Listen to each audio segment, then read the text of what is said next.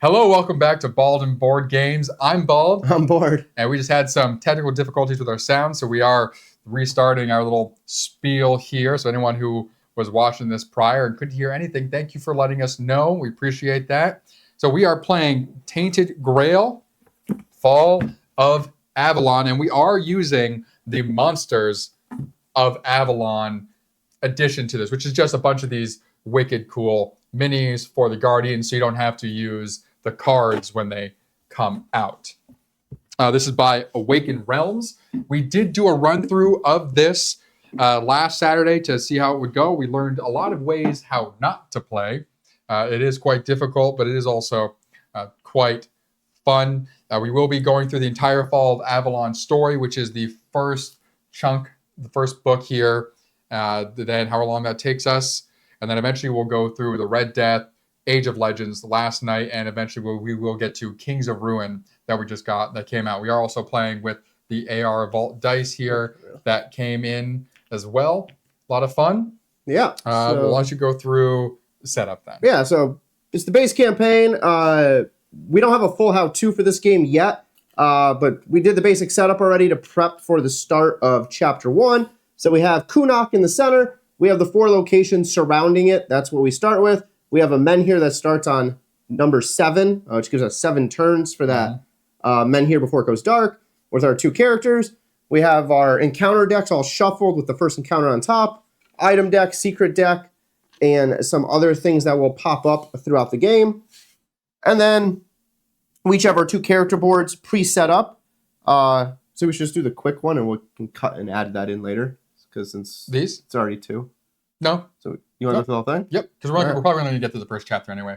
Oh, yeah, the dice do look amazing. They're so cool. They're the AR Vault story dice that they just had on GameFound last year. They came in. They did this for, I think, all of their games. Did it for ISS Vanguard. I think they also did it for Nemesis.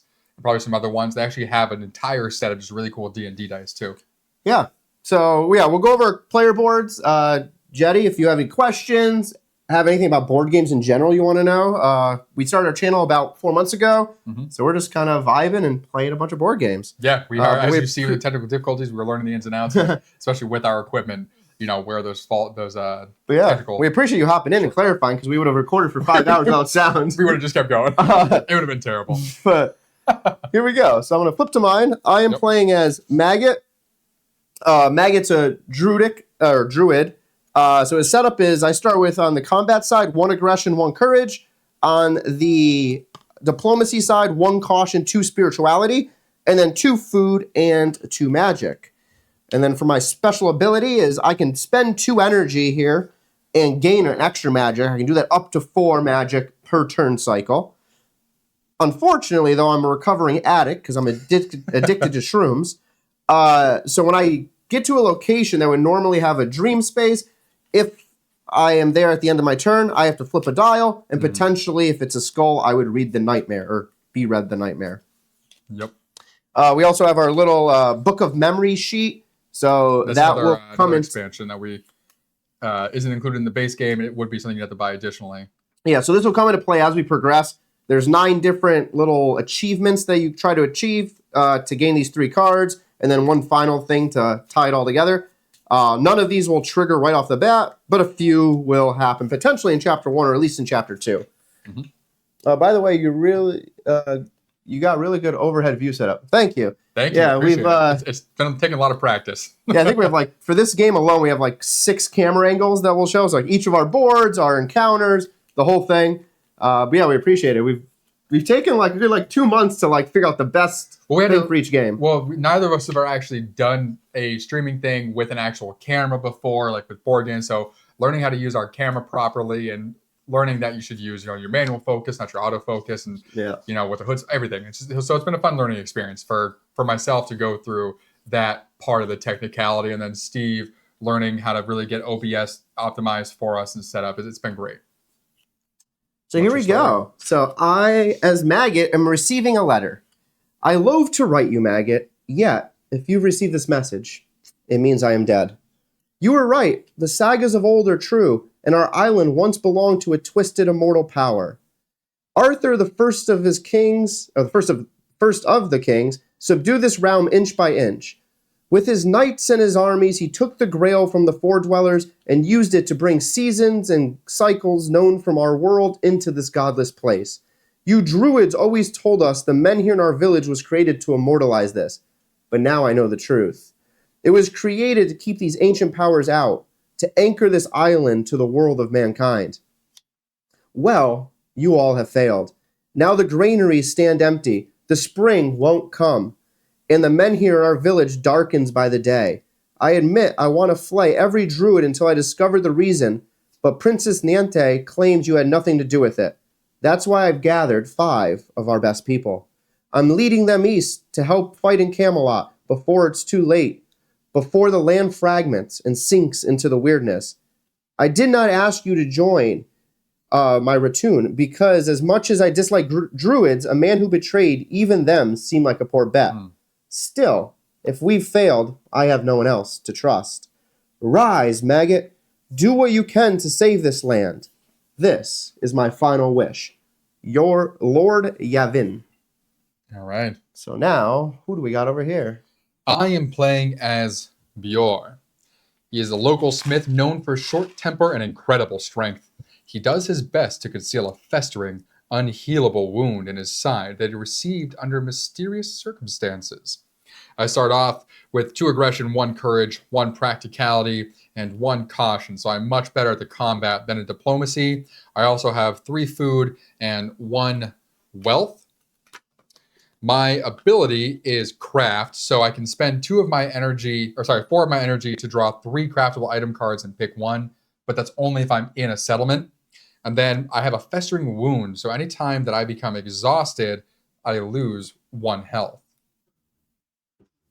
And of course, I have my achievement sheet here as well. And then my story for Bjorn. Bjorn, you were always a good lad and a great help. I would have closed the forge long ago, if not for your strength of your arms and your resolve. I feel I owe you something. When I told you to stay in Kunark to keep an eye on my property, I misguided you. The forge is already lost, just like the rest of our land. The sagas of old are true. Our island once belonged to twisted, immortal powers. It was not a place for humans, but Arthur, the first of the kings, who landed on these shores with our people, subdued Avalon inch by inch. He took the grail from the foredwellers and used it to bring seasons and cycles known from our world to this godless place. We all thought the Menhir in our village was raised to immortalize this. The truth is, it was created to keep these ancient powers at bay. Now, the Menhirs go dark. Something has broken. Spring will not come.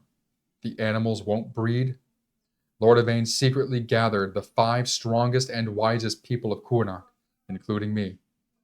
He leads us east to seek help in Camelot before it's too late, before the land starts sinking into the weirdness.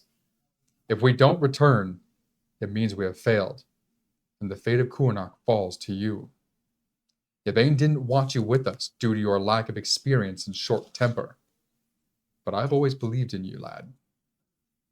Save our people, or, if you cannot, try to save yourself. Irfir, Forge Master of Kunark. Nice. All right, so both of our mentors went off in this group of people to try and save Kunark, and clearly something has gone wrong. And so we're finding these letters, and now it's up to us, these, how would you call ourselves? Ordinary or unextraordinary individuals with their very real problems. You're a drug addict, and I have an anger mushrooms, and I have an not all anger drugs. problem and a festering wound that for whatever reason I clearly haven't gotten any medical attention for. Yeah. But so that's our pre-setup and our stories of our characters. I'm going to quickly read chapter 1's thing here, and we're going to hop right into this. Hopefully get through chapter 1, maybe into chapter 2 in our stream today. We are streamed for about 3 hours or so today, but definitely tune in every Saturday. We'll continue our Tainted Grail. Yep. And then on our Thursday streams here on Twitch, we'll be doing a bunch of other games. This is our Dungeon Month. Yep.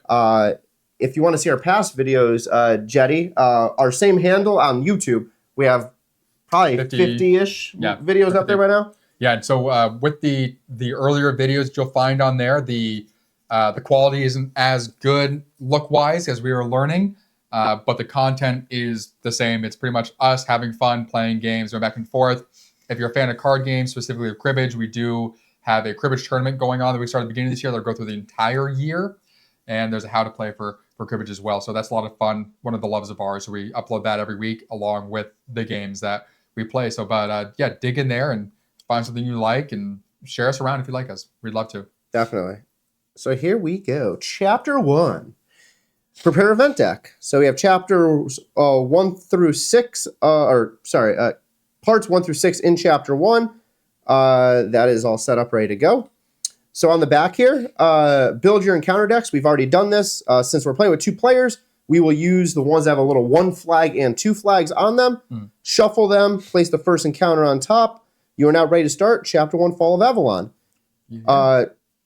Remember to read the introduction from the Exploration Journal before you explore the first time. We'll do that at each location we explore. There's a little blurb. Yep. Now discard this card, set up the deck, and read the top. The top. So let's put this right there. Yep. Those will go. No, this goes here. Active goes there.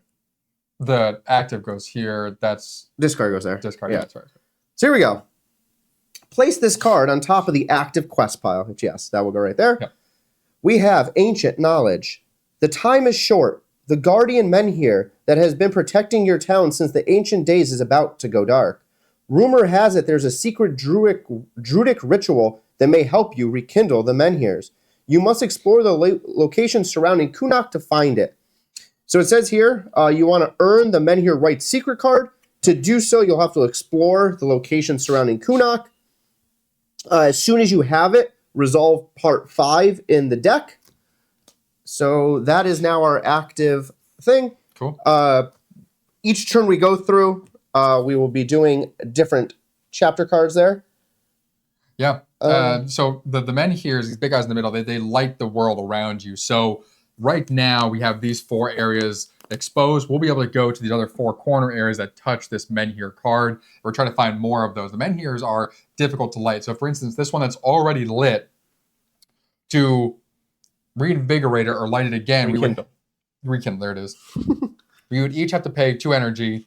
We'd each have to pay 2 of our health. We'd each have to pay 2 of our wealth and 2 magic as well. Yeah, that's the worst one to relight.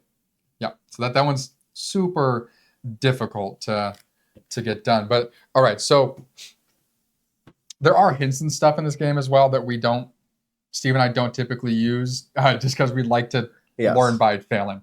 But I do know I need to go here. Yeah, we know. So we know from last time there's essentially 3 spots. So I'm going to still explore here, like beforehand, which is going to tell us the same information, but it gives us a piece on our statuses. But essentially, you'll find out what it'll tell us. But we know that one of the areas we need to go to is that there. So I can start exploring. Yeah, since we're starting with 101, might as well start with 101 here. Yep.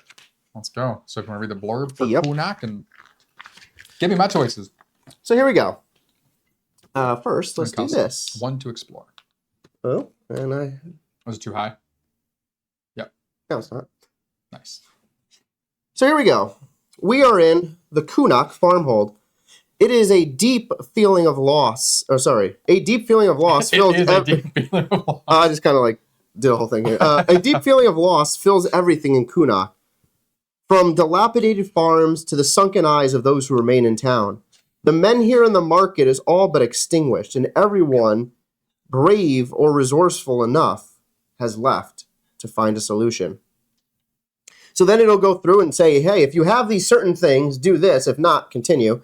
So the first one asks if you have the Winds of Weirdness status. We do not, since we're just starting. Yep. If someone has Secret Card 66, don't get Secret Card 66. Yeah. Steve manages to get that all the time. And it's if you hilarious. have the Hunter's Mark, which, if you're a fan of Supernatural, the TV show, that would be the Mark of Cain. Oh, I think we get that from Hunter's Crow. I don't think we ever went back with that mark to do anything. I don't know. Otherwise, you have some options. So, would you like to visit the families of the champions of the first expedition? Would you like to ask the town folk to help you prepare? Would you like to rest in your own home? And then the last one you can't do because we don't meet the requirements. So right now, So I know visiting the families gets us one of the statuses. Asking for help gets us some resources, which is nice. And then resting in your own home gets you something as well after doing that. But that would end my day entirely. So I want to do that. So I think I'm going to go and visit the families to start. Okay. So visit the families, we're going to go to first one. This long winter, nearly everyone here has lost a friend or family member. First to hunger, then to disease. Finally, the 5 remaining pillars of the community, the only heroes this land has ever known, suddenly left. They didn't write, they left. Now, when you look into the distant eyes of the last remaining residents, you realize they want to forget. Mm. In order to talk to them, would you like to loosen their tongues with mead? In order to do so, you would pay 1 wealth or 1 food. Mm-hmm. Or ask them to share their burdens. It requires you to have 1 empathy. I don't have empathy, so I will do the mead. So would you like to pay 1 wealth or 1 food? I'm paying 1 food. Okay. There is an old custom, a late night wake for those who wandered far from their home.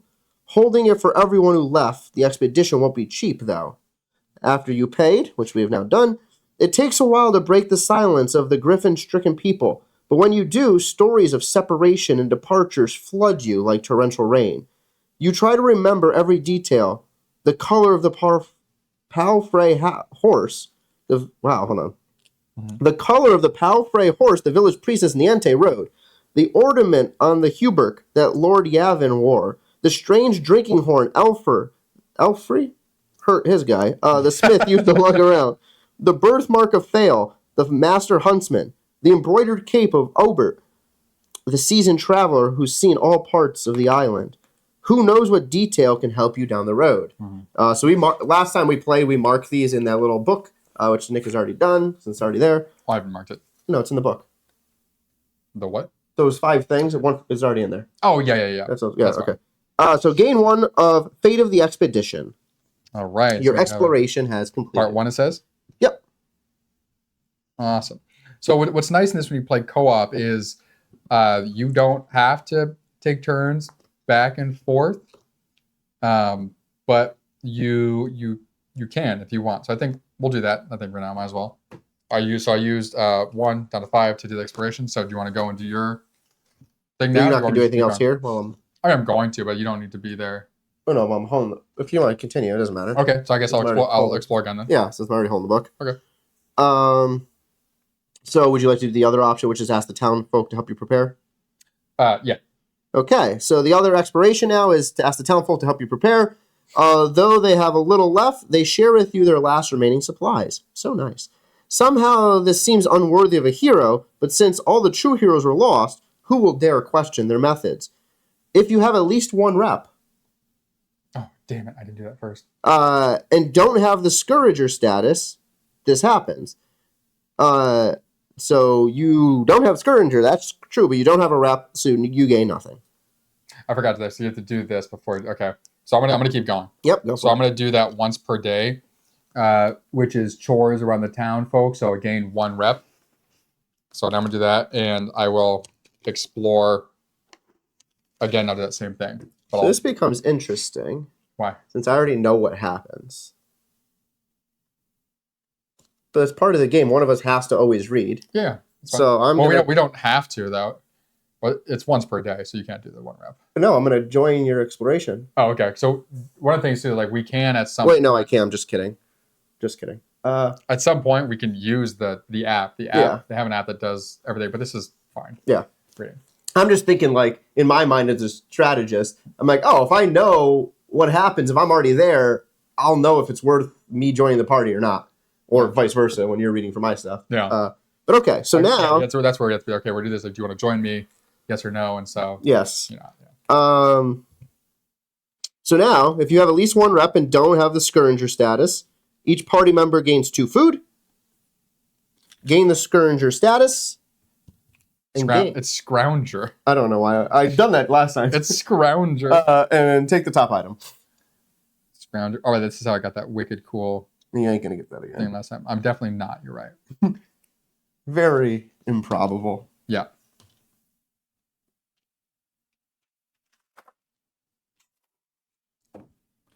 All right. Let's see. Top item. Yep. We'll zoom into you. What do you got? We got a smoke bomb. Oh, what you had last time. Yeah. So discard this item to escape without triggering the opportunity attack, which is very handy. So where am I at? I'm at right there. So, since I'm at the end of my portion, I'm going to do the last thing, which is the resting. That requires you to spend. I know. That's fine. I'll take a damage. You don't take a damage. Yes, I do. Oh, because of your thing. Actually, because it's going to make me do... Because then you don't go to full health. To full... Put me up. Maybe. I don't know. 4... Well, so my next thing I'm going to do, most likely... There's no reason to take damage yet. Or to go into exhausted state. No, it's fine. I'll do the rest there. Yeah, that's fine. I'm fine. I'm good. Yeah, okay. All right. So back to the board. I'm going to do this a little differently because Nick has pretty much explored all there is in Kunok. Yep. I'm going to take my good old maggot. I'm going to slide over here and spend 1 to travel. And I'm going to go to the Charred Conclave. Charred Conclave, there will be a section when we explore. We'll get to that in a moment. But there's a lightning bolt, which automatically triggers first. So I have to draw a gray encounter card. When I enter this location, it'll happen once per day. So if I leave the location, come back, it doesn't trigger a second time during that day. But here we go. So gray encounter.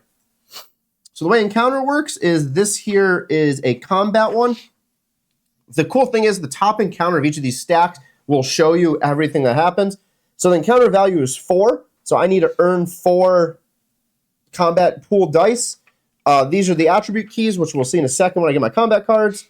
And then for here, during each end state, when the monster will attack, this is what happens. So we're going to start that right there. I'm going to quickly shuffle this up again, even though it's been shuffled. I get to draw 3 cards. So for this misshaped vermin,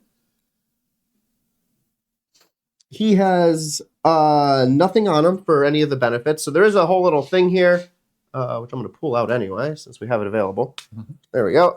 So some of these enemies will have traits. The first cards will not. Mm-hmm. But those will definitely impact things, which made our life way more difficult last time. It's true.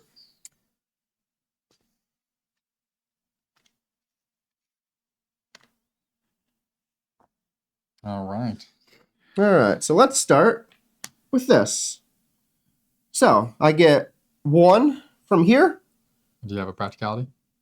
I don't need to have practicality. I don't. Oh, that's what you're asking. But I do get to draw a card on that one because I have courage.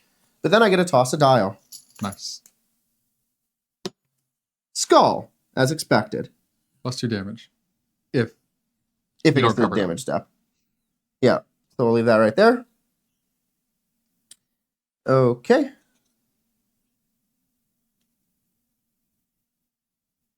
And hey, look how that works. That'll end it. They can't attach to anything else. No? So... All right, so you're going to take 3 damage total. Yep. 1, 2, 3. So now it cycles back. I get to draw a card. That'll always happen. And now this should work.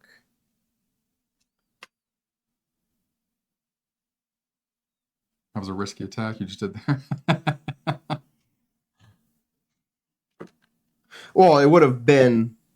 It's a joke because it's literally called risky attack. Oh, yeah. All right, we're going to start this one, Battle Cry.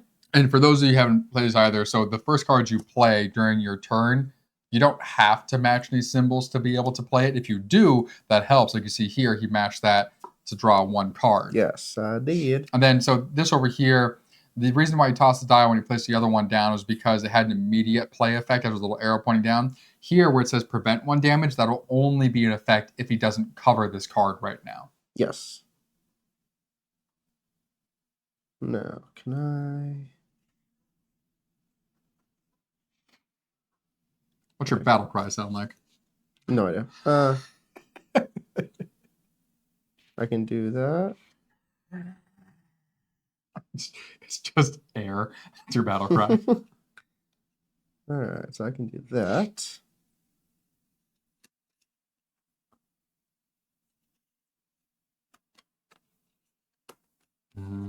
I can do that. So that would give me. How many do I need? I need 4. Yep. So you need 3 That'll more. give me 3. If you stop at 3, you're gonna lose 1, which is fine. You won't take damage. All right, I guess I'll play it smart right now and say I'm gonna stop right there Why? because that prevents 1. Oh, okay. That makes sense. Got it. So You're then I have to pushing- discard down. Well, that's what I was gonna say. Like, if you could get to 3, it'd make more sense to play your cards to get it up to 3 or lose 1, put you at 2. But then it puts you in a better position to kill them on this. But I should be able to do that with this. I just didn't have the proper connection of those. Oh, so you couldn't but it connect it. You couldn't. I could, but it would get me up to Would it make 2. more? Was it? Would it, if it gets you up to 2? Or no, it would get me up to 3. No, this Yeah. will work. So I was saying this way because if it got you up to 3, then you wouldn't have to discard a card. You'd be making use of the card, True. and then it puts you starting off at 2 instead of 1, like you are now.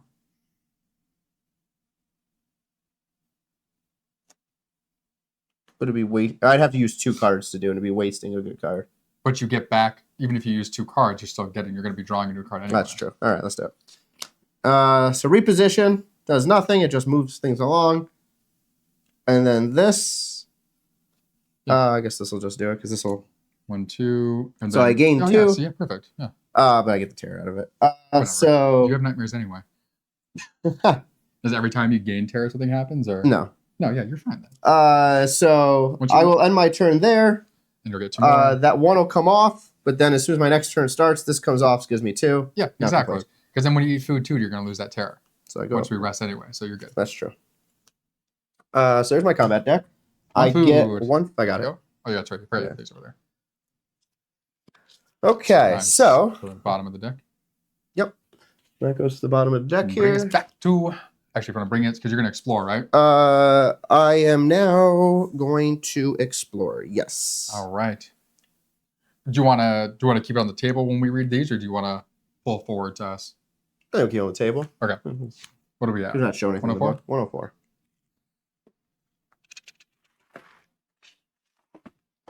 The Charred Conclave. It doesn't take long to find it. You just have to follow your nose. The remnants of an enormous wicker man kneel at the bottom of a small vale. You were here when it was set alight, years ago. The day was wet. The wicker man smoldered, but didn't burn. Its victims, dozens of tightly packed druids, are still inside.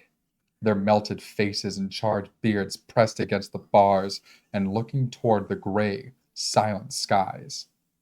Barely audible, ceaseless whispers seem to fill the air. If you're playing Maggot, go to verse 10. You are. Yes, and I just added the other 2 on here because I forgot to do that. Perfect. Thank you. It won't matter. Yeah, so we travel there, but it's Yeah. fine. The lipless mouths sneer at you. The melted fingers seem to beckon and call you. An angry whisper grows like the sound of the sea. Finally, you realize they want you to come inside, to step behind the charred bars, where their black arms and melted fingers may close around you, into a place where your life should have ended with theirs. Do you go inside? Do you put your ear to the bars and gather what you can from here? Or do you leave? We'll go inside. Requires Maggot to do so. Go to verse 4. You break some of the bars open and step inside, choking on the foul smell. Closer, a voice in your head says. You lie between the charred carcasses and feel their arms wrap around you. Closer, the voice repeats as hands begin to pull you in. Do you try to break yourself free, or do you lay still? Now we're breaking myself free. Go to verse 8. I'm gonna bounce around all these verses. It takes a long effort, but you manage to break free, covered in small Hell cuts yeah. and bite marks. No. Each party member loses 2 health and gains 1 terror. Exploration ends. Really? Yeah. Well, balls. Definitely should have just. Well, we're gonna Let them do what they have to explore do. one more time, go through the exact same thing, but this time we're gonna lay Same there. path. Okay. Lay still. If you have the charge knowledge status, go to verse 5, which we don't. Otherwise, go to a secret. All right. So number. Here they Oh, have secrets. not So all what this bottom is. of the skulls. Oh, Book of secrets. this is, yeah. So it's like a little coder. So it's just 1, 1, 1, 1, 1. It's all the same. Oh yeah. So 111 in the Book of Secrets. So on the back of the book, there is the Book of Secrets section, and we're going to 111. And these could be good secrets. They could be bad secrets. We have no idea. They could give us items or whatnot. Back to the Book of Secrets, entry 111. Deformed fingers dig into your skin. Bodies push from all sides, nearly crushing your ribs. Charred lips whisper into your ears. The pain is immense, but after a while, you understand. They're not looking to punish you. They want to pass on knowledge lost to them. Each party member loses 1 health and gains 1 experience. Sure. Gain secret card 11 if you don't have it yet. And gain the charred knowledge status. I don't know if I missed it. Are you guys playing the new rules? Oh, yes. Sorry, yes. So, yeah, there was the handful of rules that went into effect. One was like with resting, that it used to be you had to rest, or you had to pay the food every single turn. This time you have the choice where if you want to rest and pay the food to increase your health and decrease your terror, you can. There was also a handful of other rules that as those scenarios occur, we'll be playing. Yeah, there was some optional ones for like story mode, which is like an easy way to play so you get through the story, or challenge mode. We're just doing the regular mode that way, so that nothing's really altered in the way you play, except for, of course, that resting period with the food. Yes. So that gives me secret card 11. So let's read out what this is. Mm-hmm. Oh, I have Menhir Rites. There it is. You can now activate Menhirs. Which there is not one in that location, but there is going to be one at Whitening above. Yep. But I'm going to complete my turn there since I'm at 2. And that, I believe, completes our first quest. It does. So if you earn the Menhir Rites secret card, as soon as you've earned it, go to Chapter 1, Part 5, and resolve. Place this card on top of the active quest. We now have a Journey Begins. Despite your best efforts to learn and perform the ancient rites, the men here in your town seem beyond your help. Disheartened, you realize your only hope is to try and enable one of the 2 statues from nearby locations, which it calls out 106 and 107, which is the top left corner and the top right corner. Yep. When you activate one of these, read the final card. Right. So this does not change the deck structure. So we do have the rest of the deck here for the parts. Those will continue going into effect as we move turn to turn. And so that does complete turn 1. And so what we can do is anytime you can look at what the requirements are for the Menhir. So we're going to look and see what the requirements for this one. So obviously the Menhir Rites card, and it says pay 3 energy, then pay 1 health, 1 wealth, and 1 magic per player. Okay. Clove. She's just under the chair. I know, she's biting the bottom of the chair. Okay, so in order to do that, obviously we have to start a whole new turn. We're all both out of energy pretty much. Yep. So to finish this, we resolved end of day effects. We don't have any of those. Sorry, hold on. Oh. I'll just read it. So we don't have any end of day effects. We can rest in order to help increase everything else. So I'm going to do that. I'm going to pay 2 food on my side over here. That allows me to increase health by 1 per food. So my health goes up to 4. My terror goes down to 0. So these food will just go off to the side here. Actually, you know what? I'm going to pay all my food. I'm going to pay a third just so we can have like maximum health and stuff here. And I don't need to pay any food because I'm not injured or I don't have any terror. All right. So then next step is we increase our energy up to as full as it can be. Advance our characters by spending experience. We don't have enough yet to do that. Nope. So now we would modify our decks as well if we wanted to, but again, we're not doing that yet. It's too early. So now we dream. Yes. So I'll take the book over there. No, why don't you start? Okay, sure. I have to flip a coin because I'm an addict. That's what addicts do. They flip coins. And that is a grail, so I get to dream. Nice. That could have been nightmares bad. for you. Yet. Here is your dream at the Charred Conclave. In your dream, you flee from a rolling wave of darkness, slowly consuming the land behind you. You try to pick your path carefully, making sure to gather ample provisions along the way, and to rekindle any menhirs you find. After a while, the wave catches up with you and swallows you whole. You come back to the start of the dream. This time you flee as fast as your legs can carry you, but hunger, dead ends, and the beasts of the land quickly end your life. Nice. That's it? No, I don't get anything from it? Oh. Yeah. Okay. I mean, so what the dream did, the dream is giving you, and it says, like, which isn't for our story, it just says, to survive, you need to move fast, but not at the cost of your resources or survival tracks. So essentially what it's saying is, don't blow through your resources. Yes. Like, if you notice... Which we learned. Yeah, which we did last time. So, yeah. So I just need magic. And then we can light that thing. Well, I have magic. You get your magic. Okay, cool. I just need... You need wealth. Wealth. And I have 1 wealth. Yes. Yep. So we need what? Food, wealth? So we both need 1 wealth, no food. We both need 1 wealth and 1 magic, and then health and everything else. I'll read yours anyway. But what you could do is if you come into my spot, because you're gonna have to go up there anyway. I'll just go up. If you go up this way, because then you avoid triggering. If you give me a food, we convert it right there. Or you don't even have to give it. We can convert food to wealth right there. So that'd be 1. Oh, then you'd be short. So, yeah, that's 1, 2. Right. So here's what my thinking is. Because we did that so fast, on my turn now, what I want to do is come down and do what's here. Oh, true. We can explore everything else. But then I want to end. So that'd be 1 movement, 2, 3. So 1, 2, 3. So ultimately, I probably want to do everything here real quick, and then I want to end my next turn up here at the Hunter's Grove, so I can start there. Because remember, this is a place where we want to start. Well, I want to go there too because it gets me food. Yeah, so we ultimately want to start there. Yeah.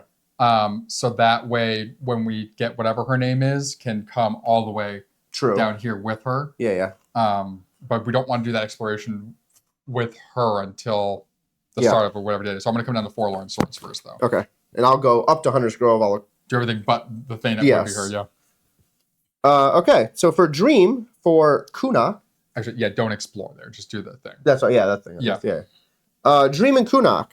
In your restless dream, a pale lady rises from the water, her eyes milky, and her skin spoiled with rot.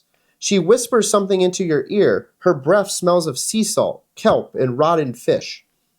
You barely remember the words, but there was something about 3 enigmas? One is hidden in the deepest cells under the Isle of the Dead. It eludes traders and people with no affinity for magic. One is clutched in the grasp of burning hands and arms, but only those whose spirit is strong enough shall wrestle it free. The final enigma is buried in a mist-covered mound. Reaching it requires raw, brute strength, or obtaining the right tools from someone who can shape weird steel. What could it mean? Yeah, so that's that little hint essentially is the hint that they give you to say, okay, these are where the 3 areas are that you could get the Menhir right. So that's why Steve knew to go directly to the Charred Conclave. The unfortunate thing is Steve didn't know, because we did do it before, that he should let the arms kind of continue to enclose in on him to get to that point. Okay, so we now start a new turn. You might as well go first since I have the book. Look at these weirdos over here. Just biting their paws. All right. So I'm going to go... Oh, with the... Oh, yes. We have to read the new chapter start. So chapter start... So chapter 1, part 2. Take this down too. We now have Exodus. So start a day effects. What happens here? We read one of these cards. You turn your Menhir down by 1. Yep. There's a few other things that could happen if you have Guardians out there or whatnot, which we don't. And other time tokens, which we don't have out there either. But here you go. Exodus. Homeless vagabonds roam the roads and trails. Many hail from fishing villages further west, where the last Menhirs went dark weeks ago. Though malformed and sick, they're the lucky ones. Their tales chill you to the bone. It is this fate that awaits your land. So, We can help the refugees if we choose to, where we each have to spend 1 wealth or 1 food to gain a rep and experience. It says 1 or 1? One or right 1. Now? I'll definitely spend a food to do that for sure. Yep. So you gain 1 rep and 1 experience. Absolutely. I will not, because I cannot. And then we're going to place 3 random event cards on top of the event deck. Nice. So we have this deck of random event cards all shuffle ready to go. So we'll take the top 3. They will go there and be ready to go for future turns. All right. All right. Okay. So you always want to make sure that you obviously do that in proper order, read the event, because that top event card could be good weather, where it says your first travel is free, which is incredible. Or it could be bad weather, and then you lose the movement. Could be terrible, exactly. So for my first energy, I'm going to use to travel 1 down to the Forlorn Swords. No trigger? No trigger. Okay. No trigger, and I will explore. But before... Oh, yeah. But yeah, the grubwood. That's right. Okay. So, Forlorn Swords. You rest a while in the shades of titanic swords. Their rusty smell causes your nose to tingle. 100 yards away, an elder smith toils, chipping at the jagged edge of a giant weapon. The hammer he used to break apart this ancient steel seems very strange, as does the sound it makes. If there's a quest token on this location, there is not. Here are your choices. Do you want to climb the swords? Do you try to talk to the smith? Or rest in the shade? Let's talk to the smith first. Okay. If you're playing as Bayor, Yes, which I am. you are, Bayor. you know the smith. He and your missing master used to be friends. You apologize to the man politely and then hang back, watching. Each strike of his hammer against the surface of the sword produces a sharp, tingling sound. This old steel was shaped not with a tool, but with a song, the smith explains. It takes the same pitch to break apart. The hammer I have remembers the music of the foredwellers. After a while, the smith gathers rusty ingots from the grass and invites you to his hut, where he shows you the rest of the process. Each party member gains 1 experience. Oh, nice. Gain the Riddle of Old Steel status. Oh, nice. Then choose the following. Hold on. Riddle of Old Steel. Nice. Okay. Your choices now. You can leave. You can attempt to buy the hammer by spending wealth. You can attempt to steal the hammer. Or you can persuade the smith to part with his hammer. And that requires you to have at least 2 empathy, which you do not. No. We're gonna be going around doing stuff. Let's see if I can buy the hammer. Let's see how much the hammer is. Pay 1 to 5 wealth. Your choice of how much. That's not good. I mean, I guess I'm doing 1. Okay. I can't pay anymore. That was an insult. Yeah. Roll a die. Okay. Preferably won't numbers on it. 5. You have a 5. Okay. Tensions run high. You and the smith both have short tempers. A violent fistfight erupts. Damn it. Roll a die again. 5 again? You manage to push him back and knock out some of his teeth. Gain 1 experience. Okay, nice. Gain 1 terror. Whatever. Gain 1 wealth. Okay. Place a time token on that spot. On this spot. Set to the number trace. Okay. You probably won't talk to me for that many times, I assume. When the dial ticks to 0, discard it. Okay. Okay. I'm gonna continue. I'm gonna explore again. Okay. What are the options besides talking? Rest or climb the swords. Climb the swords. Okay, you are climbing the swords. Would you like to try a free climb? It requires you to have 1 courage. Would you like to pay an extra energy to study the surface of the sword? Or would you like to pay 2 additional energy and it requires at least 1 caution and prepare ropes and climbing hooks.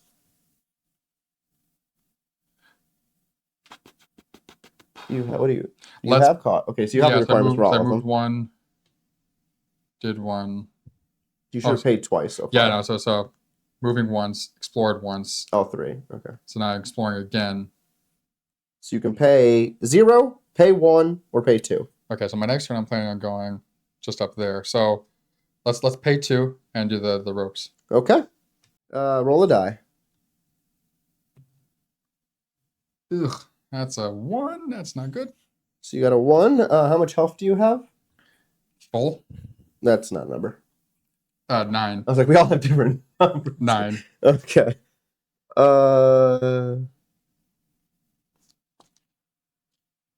Okay. Hey, a perfect climb. Jeez. Goodness. Sweaty and tired. You're now in a narrow niche. Actually, I'm sorry. I have 8. Because when I get exhausted, I lose a health automatically. Well, that potentially changes everything. Let me reread this now. Roll a die. You rolled a 1. And I have 8 health. Yep, you're still good. Okay. Yep. That was barely. We make things difficult for ourselves, but we never cheat. That's true. We never intentionally cheat. Sometimes we just accidentally miss a roll or something. True. Sweaty and tired, you're now in a narrow niche that was once the sword's fuller. There, you rest a while, feasting your eyes on the wide open vistas of the island. From here, you can see there are 2 more menhirs near Kunak. Yep. One sits hidden between the mist-covered mounds of the 4 dwellers, and one on the hills near Whitening. The other one is in the last location in that upper left-hand corner, which we haven't covered yet. Put a quest token, represent your progress represent your progress on the location card. Yep.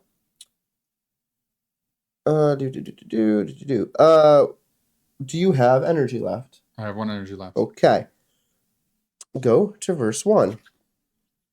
You have decided to continue climbing.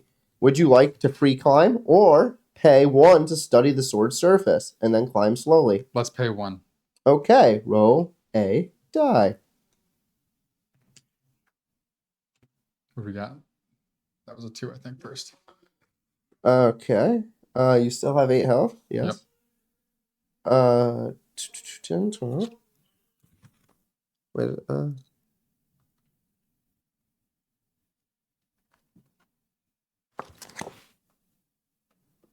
10, 12, 8, 10, 12. Yeah, okay. I should do the math correct. You slip several times. Oh, no. Cutting yourself on sharp edges before you reach the top. Okay, that's fine. Lose 1 health. Whatever. Quest token is now removed. Okay. And now we get to read something in the back of the book. Whew. That was a perilous climb. If I remember correctly, I think it's worth it. 427. So now Book of Secrets, 427. Somewhere back here.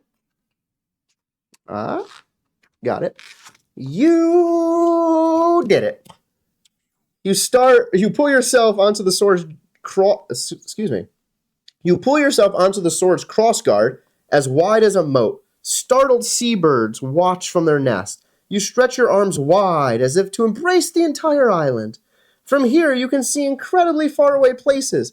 The pale, smooth walls of a 4-dweller's fortress to the northwest. The castle of Camelot. That's west. Sorry. Yeah. I was like, yeah. The castle of Camelot along the eastern shore. The reflective surface of Mere Lake to the north. Yep. And a sacred druid, a moon ring behind it. Then you discover the many parts of the sword's crossguard. Gain 1 experience. Nice. Gain 2 wealth. And gain part 1 of the hidden treasure status. That was worth it. Absolutely. Look, I just banked all that for doing it. Hidden part 1 of the hidden treasure status? Yes, I think that's what I said. The part 1 I definitely said. Was hidden treasure what I said? Hidden Treasures we say. Okay, yeah. It says part. I just want to make sure it's part 1 because there's multiple. Yes, part 1. Nice. So that ends your stuff. Oh, you didn't remove this. It didn't tell me to remove. Oh no, remove the quest token. No, I'm assuming that I won't be able to actually talk to him for 3 turns. For 3 turns after beating him up. Okay, so that finishes his. We're gonna move on to mine. That was worth it. So, in order to light this Menhir, we now need 2 wealth. We have that. We need 2 magic. We have that. Okay. We'll need health and energy. So energy, obviously, we'll get next time. Yeah. So let's see. So this is at 6 here. I'm gonna have 4. So what I'm gonna need to do. I'm not gonna be able to help next turn. I'm not gonna be able to. No. So you get 100. We get 100's Grove. Yeah. So I'm going there, and then when I start there, I'm gonna be doing the thing that brings her down here, and then I'll be. Yeah. Then we'll do that. That's so fine. 1, 2. So 3 turns for now. We'll do that. Okay. So I'm gonna move. I'm gonna move. Take 1 movement to move up and pay 1. Oh, you want to take that? Yeah. So I was looking at to see what I could upgrade here. So let's say I can do spirituality. Probably need to get 1 on that. So you don't need anything. I just need. So we automatically trigger a blue encounter card by landing on this location. These are typically diplomacy. Yeah. Yep. They are typically. And so you'll find with the decks that with. Okay. Sorry. Apologize for the continuous breaks. I'm just gonna play this through. Yeah. You keep going. I'm gonna go let the dog out. So blue is diplomacy, which means you just have a little bit different of a deck that happens here. So we just have a diplomacy deck instead. So the way this works is I place 1 little token right here. A little slider right there. And you're going to move up and down this little track. If you get to the very top, you automatically finish and succeed. If you get to the very bottom, you automatically fail. So the way this will work is I'm going to play first. If it does get to their step, we would take this little skull. This means here, anywhere, if I get that symbol on any of these, I would get to use the up arrow and move that up. So boom, 1, 2, 3. So let's see if we can do this in 1 shot. We're definitely doing that.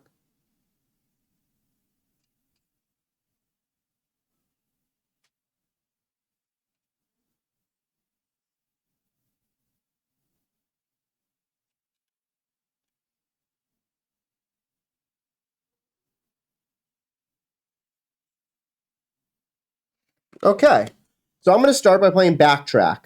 So Backtrack says if the affinity, which is this line here, is not green, it starts on gray, go up 1. And that little symbol means automatically when you play the card, that happens. Second card I'm going to play right here. It has that little marker, so that triggers. This doesn't take place until that enemy step.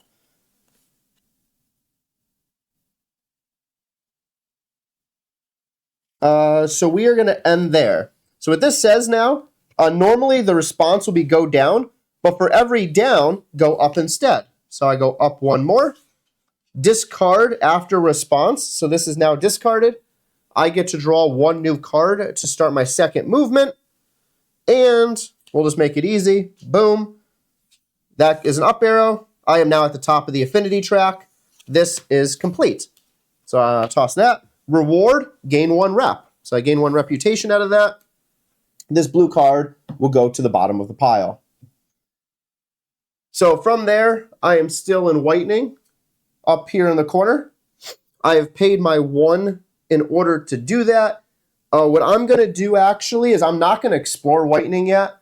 I'm going to go over here first. So I'm going to go to Hunter's Grove. That cost me 1 to travel. And then I'm going to spend 2 to gather food. So you gain 2 food. And I get to draw a green card. So the green card will come back down here. This is another combat, similar to the gray deck that we had. It's again the misshaped vermin. So now we're going to shuffle up that combat deck yet again. And we're going to do the exact same process, but for combat now. So he has 4 health. So we're going to want 4 of these little things ready to go.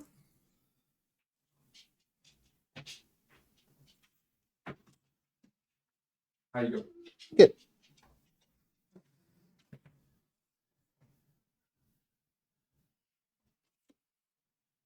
So we'll start off by...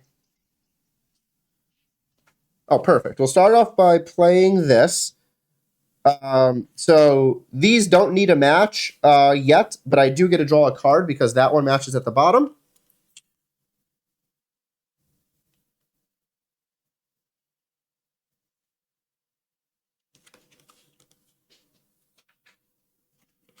I am then going to play...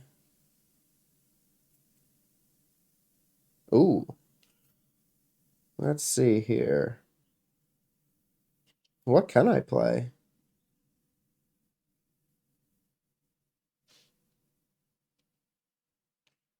Okay, I'm not going to play anything.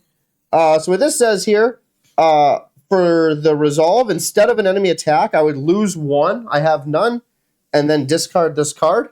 But because we start a new one, I get to draw a card. So now I get to play off of that. So let's see if I can just do this in 2 moves. I should be able to. Ooh. Ooh, not a very good sign. Yeah, I'll just do it this way, I guess. Oh, you're fighting now. So I'm going to play this down. War Magic. I gain 1 at the top, 1 at the bottom. So we get 2. Nice. I gain 1 terror on instant play. And then from there, I'll just make this easy. I'll end my turn. Yep. We'll put this token on.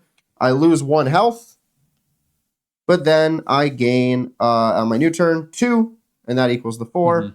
That is complete. So now I gain 1 food. All right, we need you to... which I'm good. Yeah, that's fine. Heal on your... So yeah, okay. Green goes here. Boom. I now complete my turn. Nice. So now we go into the end of day effects. Okay. I will pay 2 to raise my health up by 2, raise my terror back to 0. I'm just going to pay 1 food to get my terror down to 0, and that'll push my health up by 1. I'm still well above my focus. Yeah, so my energy now goes up to 5 because I was in the exhausted 1 stage. Yep. Mine goes up to 4 because I was in the 0 spot. Okay. Would you like to upgrade anything before we move on? Yes, I'm going to... So we'll zoom over to you. So I'm going to use my experience here. I have 4 of them. So the way the upgrading works, it gives you a little rundown on the card here. But so it functions off from pairs, right? So for the first point in one of the attribute pairs, so like if we had none down here, it only costs 2 to add 1. But because I already have 1 here, the second point costs 4. So I'm going to use 4 to put 1 onto spirituality. Perfect. Give myself a little bit more balance. Almost exactly the opposite of your guy. None of us have empathy, which... Ooh. Starting over. Yes, Kim.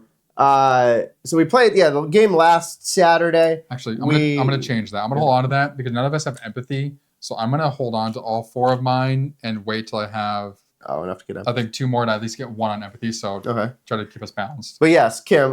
So yeah, last Saturday we played that game. At the end of the game, yes, hi Kim.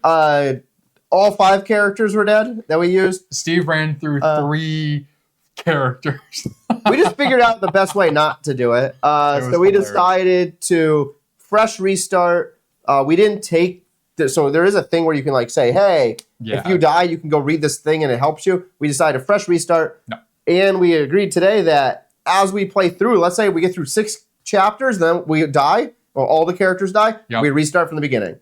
Yep. So we will play this in its entirety until we truly complete it. Yeah, we are really going to play this through, like I said, much like a Dark Souls game, which is how it's meant to be played, where when you die, it does get easier to get further because you know what you're supposed to do. So like right now, we got the Menhir Rites in 1 turn. Last time it took us like 5. Like 5, which is why this ran down. So now what we're doing is we're trying to optimize, okay, I know something valuable is here. I, from playing beforehand, know that when exploring here, you get something, but you have limited time to get that person where you need to go. So you really want to only start into the first action there, so then you can bust butt down to do it. And so we're using that knowledge to make this easier for sure. We have what we need right now to activate the next Menhir. So that is the plan in a couple turns. So we're really trying to plan ahead to push as far as possible. Yes, hardcore. Yes, Diablo. I play a lot of Diablo 4 right now on PC. Yes, I always do hardcore permadeath. Yep. And I enjoy that. I hate Nick likes the fail forward. We were talking about earlier. I don't like the fail forward. I like if I failed, I just want to. You got to start all over again. With this, I don't mind the starting over again.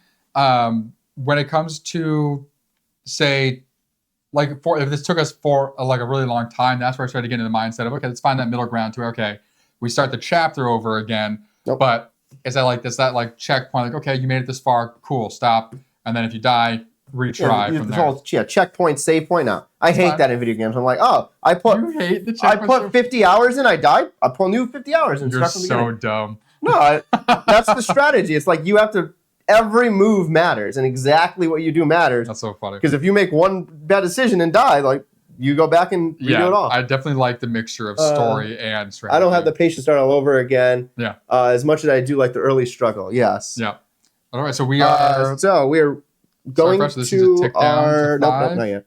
We're going to dreams first. Oh, right. Sorry. So I have to flip a coin for mine. Yep. And Nightmare. In the Hunter's Grove. That's not going to be good. 102. I think Hunter Grove's the same. I'm with Nick on this. I think a lot of people like that. There is the select few of us, which I'm part of that. Want to make our life. Steve's a masochist. That's what he is. Yes, it's the same. So you're good. Oh, and this is where cool. Yep. If you have part 2, which we don't, you have to do this night. Otherwise, read on. You drift off under this ochre-painted constellation into a restless sleep where you chase a young doe in the hills just outside Kuanak. You wake early in the morning in a cold sweat with several fresh cuts. The taste of blood fills your mouth. Beside you, raw pieces of meat lie carefully wrapped in leaves. Ooh, okay. Now, if you don't have the Hunter's Mark status, which we don't, each character in the location gains 2 food, then we gain the Hunter's Mark status. So, because I'm planning on going to do this thing to come down here, maybe this turn you come here and do the Hunter's thing, right? Yeah. Yeah. I don't remember what I have to do that. We'll figure it out. I was just exploring. And then it'll... But I think I'd explore a certain thing, and then it says, do you have the Hunter's Mark? I think it was talking to the town folk. You'll have plenty of stuff to do it, but I think it was talking to the town folk. On Hunter's Mark. You guys actually you just reminded me I have to make notes on my board game design. I've had a few ideas to sleep last night. Nice. I'm the same way. I'll be laying in bed different. I'll have ideas whether it's a game or just something random. And I'm like, I either have to get my phone out and write it down or get up, sit at my computer and type out what's in my head. That happened to me all the time in college where math, I would take in an advanced math class and I would get an idea for something I just got to write this down. Yeah, Steve will get texts, long texts from me when I have ideas for something. It's always I'm in the middle of something. It's the same thing because I have to get it down for ideas, whether it's for what we're gonna go do going forward or for our game Among Fiends that we're creating. I had an idea for a way to make a tabletop golf game because I haven't really been impressed with any of the tabletop golf games that have come out as of late. So there's a bunch of tabletop basketball. There's a whole range of things. We definitely, for those of you who don't know who are still on the stream, Steve and I, under Bald Board Games, will be making board games as well in the future. So we're working on that whole process. But I am dreaming in the Forlorn Swords, 105. The army of men formed a defensive line with their backs towards the sea in a last desperate stand. But the Ford dwellers did not attack. Instead, they sent giants to do dirty work. As the Titans began to advance, men cowered behind their shields and horses panicked. Only Arthur held his ground. He knew the giants would come. He counted on it. Alone he marched out to meet them, stretching his arms wide. Half an hour later, the giants bent their knees before the human king, drove their weapons deep into the hill, vowing to never take up against the humans again. Each character gets to remove a terror, but you don't have any. Yeah. So now we will start. Uh-huh. So now, Clove, what are you doing? Stop biting on the chair. Naughty little puppy. So now we will adjust that. I will read the first random event as we trigger the new day. Move that down to 5. Good deal. This kicks down to 2. Yes.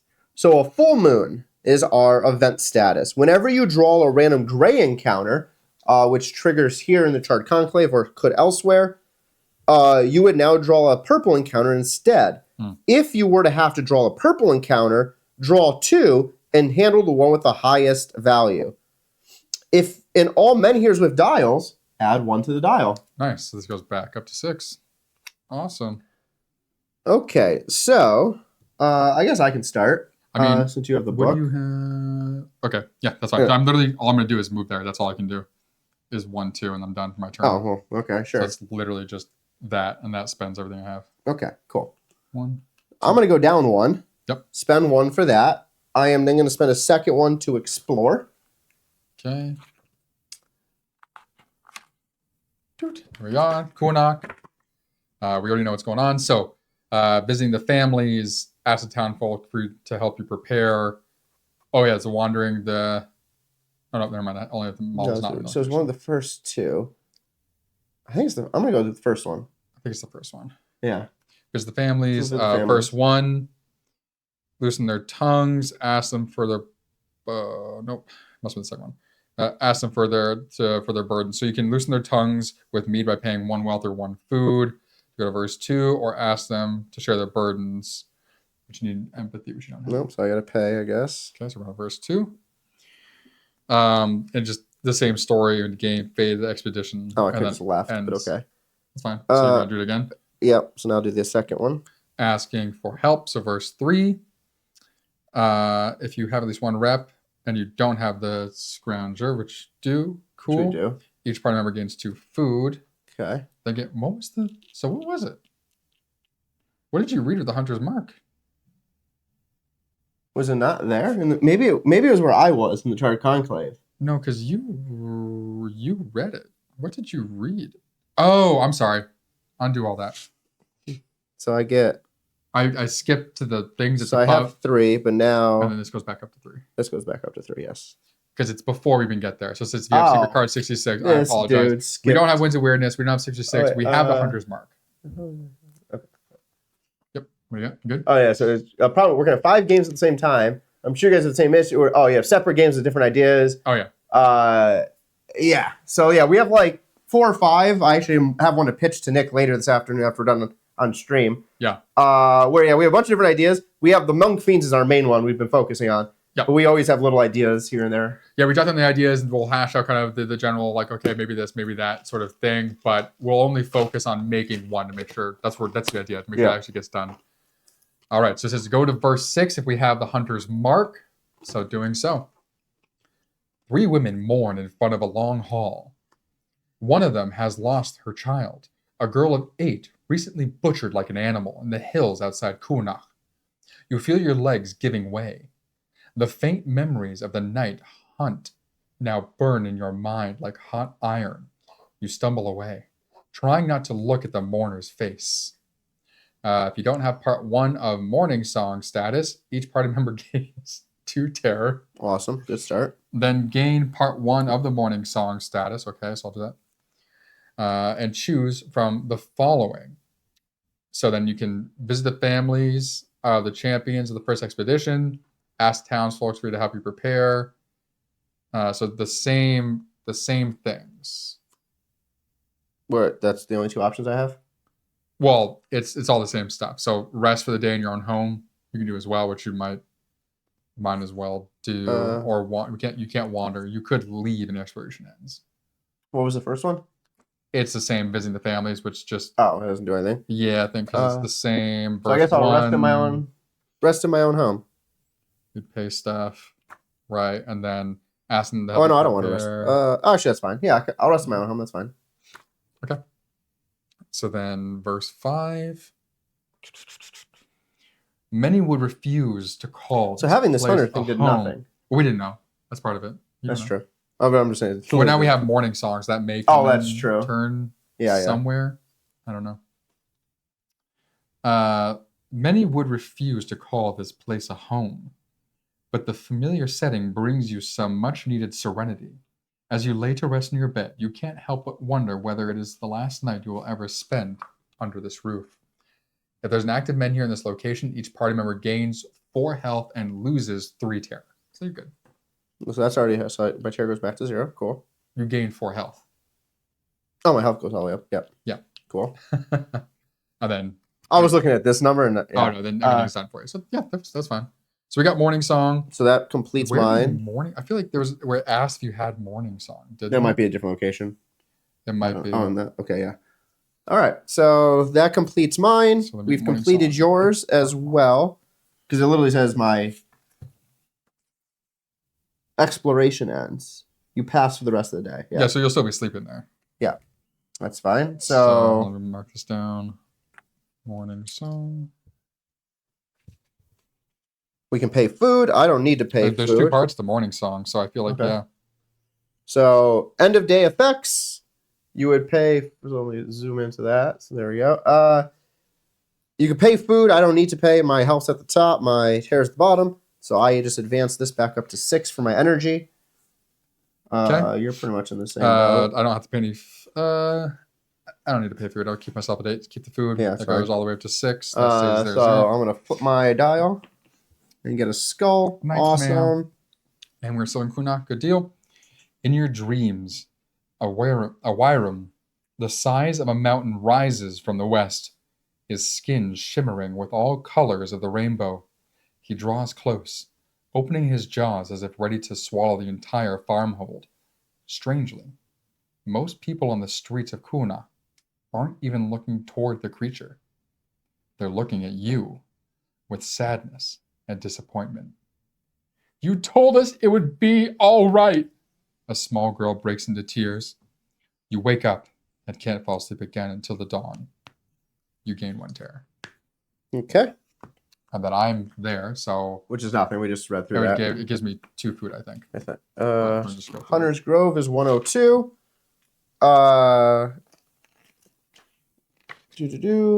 maybe because you don't have the Hunter's Mark. Yeah, if you don't have the Hunter's Mark, gain 2 food. If you have part 2 of Morning Song, which we don't, otherwise read on, then gain. Yep, so literally nothing happens. Got it. So 2 of Morning Song. So that definitely gave us part 1. Let me just make sure that gave us part 1. It gives part 1. Part 1. Yep, yeah. Okay. And this literally. If you have part 1 but don't have part 2, there we go. Because that's how you to face the shrine. Which you could do there. So yeah, I think that's probably. So we now advance that on. Step down to 5. We will read a new event. Our new random event is Unnatural Trip. Wow, Unnatural Chill. If you are out of a settlement when the day ends, lose 2 health. Okay, so we'll lose 2 health if you're not in a settlement at the end. That's fine. I'm going to be in a settlement anyway. You may not. I'm probably not. So I'm going to start off. Make sure there's nothing else. Yeah, that was it. I'm going to move over here. That triggers a gray encounter.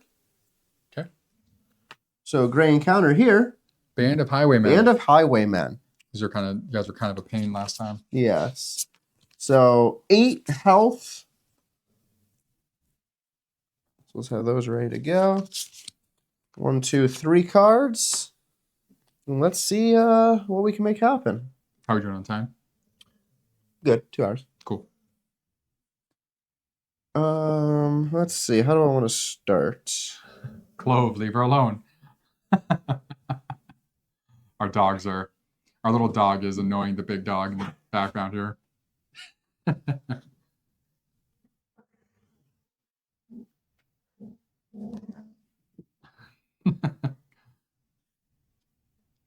Clove, you are an annoying little sister. My goodness. So I could do that. And I can't do that. What you got? 1 sec. See my options real quick.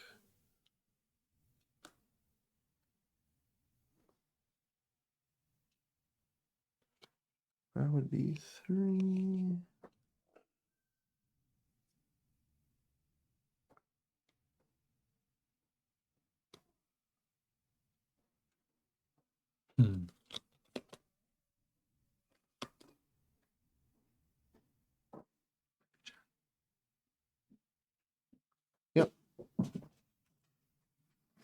Hello.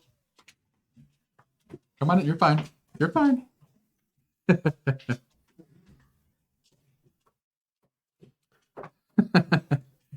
Happy puppies.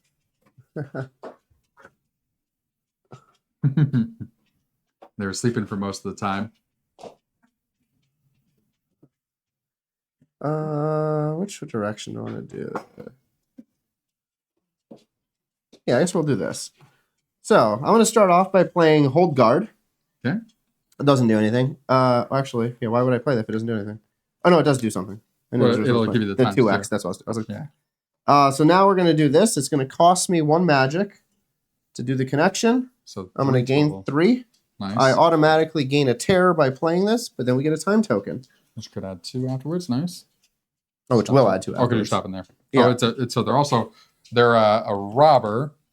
Oh, that's a good point. So that means when all characters drop to 1 damage or less, they lose all wealth and discard all items. I'm not going to do that. So I'm going to end right there. So 2 to 3 says 2 damage, lose 2. So don't bother losing 2 because I'm going to gain it right back. True. But now I get to gain 1 card. This would come off. I gain those 2 right back. Nice. Okay.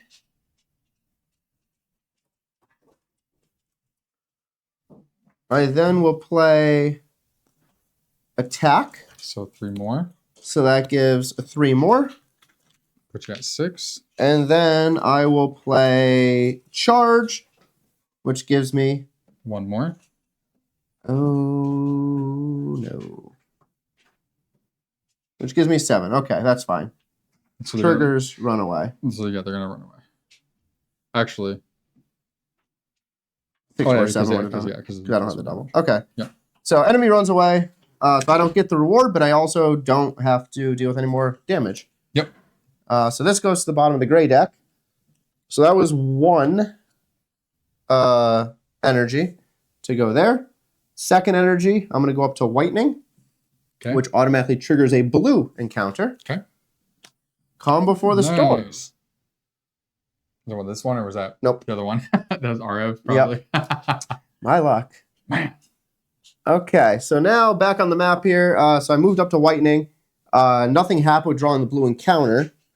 What I will do, though, is I'm going to pay 2 to gain 1 magic. That's my benefit as Maggot. And I will pay 1 more to explore whitening. Just to get the base story, because Menhir is separate. Okay.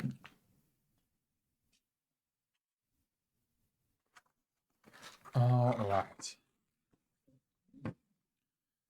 107. The hole is here, as always, gaping, right in the middle of whitening. The white lichen that gave this town its new name seems to grow out of it. It covers the walls of the nearby halls with a thick coat. Only close up one can discover it is, in fact, a layer of small, sparkling crystals, like sea salt, on the wooden posts of a pier. As you inspect it, several people watch you suspiciously. We don't have Fail's Legacy.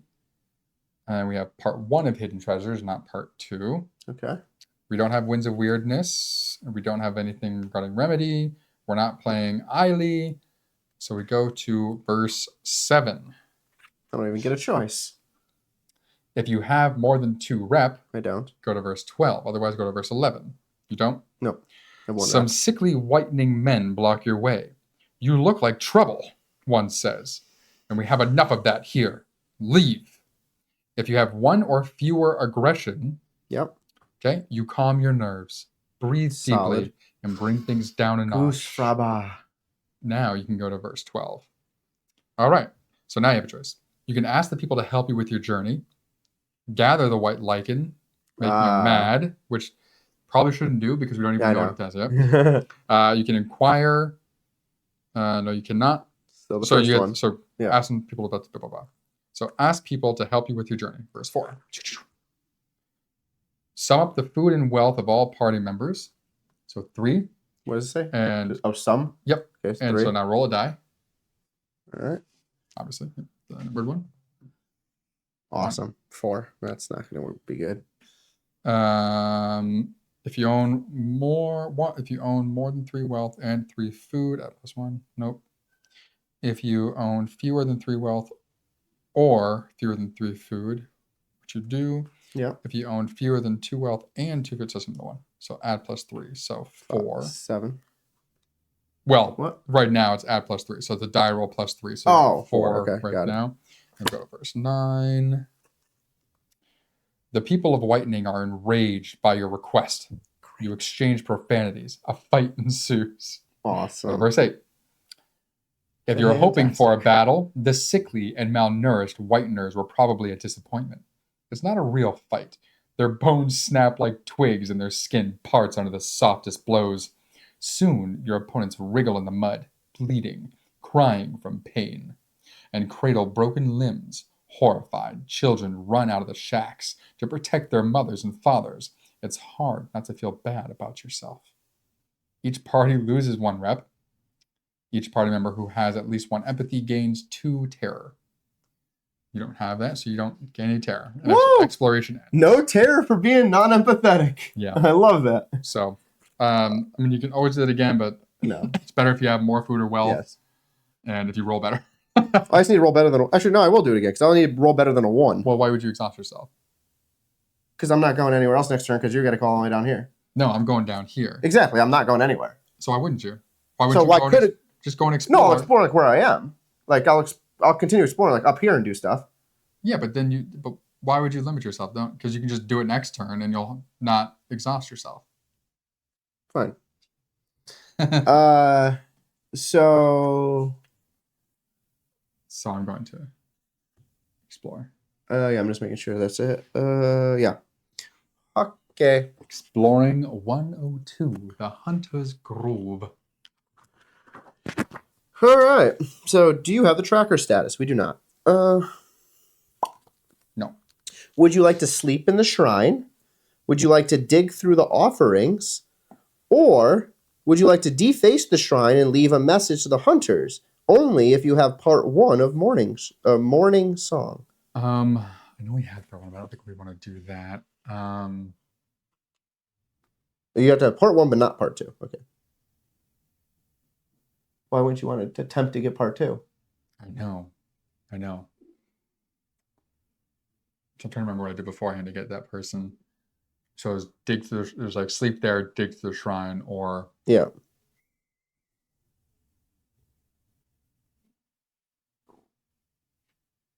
All right, let's do that. Let's try and get Morning Song Part 2, I guess. Okay, number 6. You return to the grove and stand in front of an ancient stag father with fury in your heart and a blazing torch in your hand.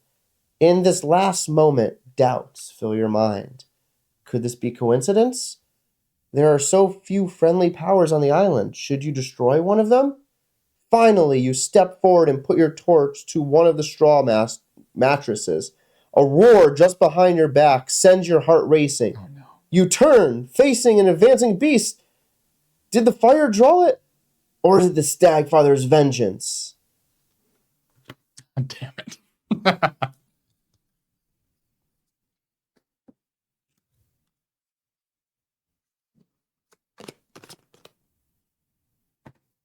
Pick card. Of course. We've got a combat. Wyrd bear. So we'll zoom in. That's definitely not the option that I wanted, for sure. So we've got the Wyrd bear over there on the board. We'll put him down here. We're fighting him. Fine. So 8. So it is a guardian, which means that if we don't defeat it, it'll roam the map. Okay, so 8.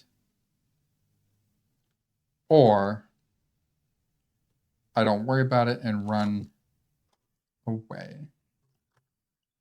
But then it'll stay there.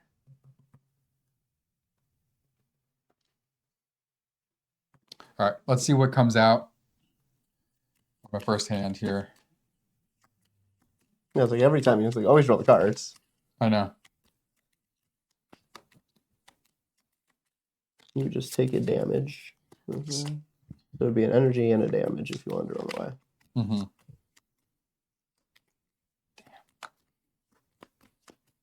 I think sleeping there is what summons the. I'll let time do the sleep option. All right. Here we go. Okay, weird bear. Let's see what's cracking.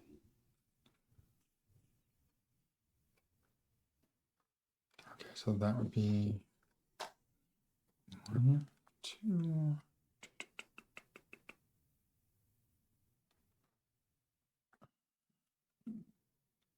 Do you have magic? No. No.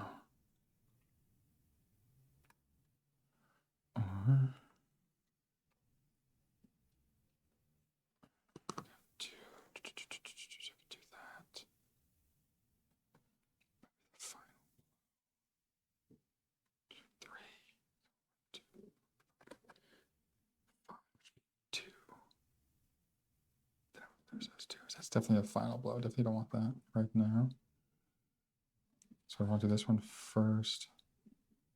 But then I couldn't play that one at the moment to follow. So actually, this would go. I can't play that 1 second. Damn. What's your thing do down there? Smoke bomb. It allows me to run away. Oh, without the opportunity? Yeah. Oh. So in I guess combat, I discard this item to escape without triggering up. But if I can. Yeah, it's only 1 damage. Yes, if I can do. Save the card. 3 to 5. So if I can do. So if you get to 2, at least you don't take damage. Yeah, I know. So I'm just trying to see here. 5.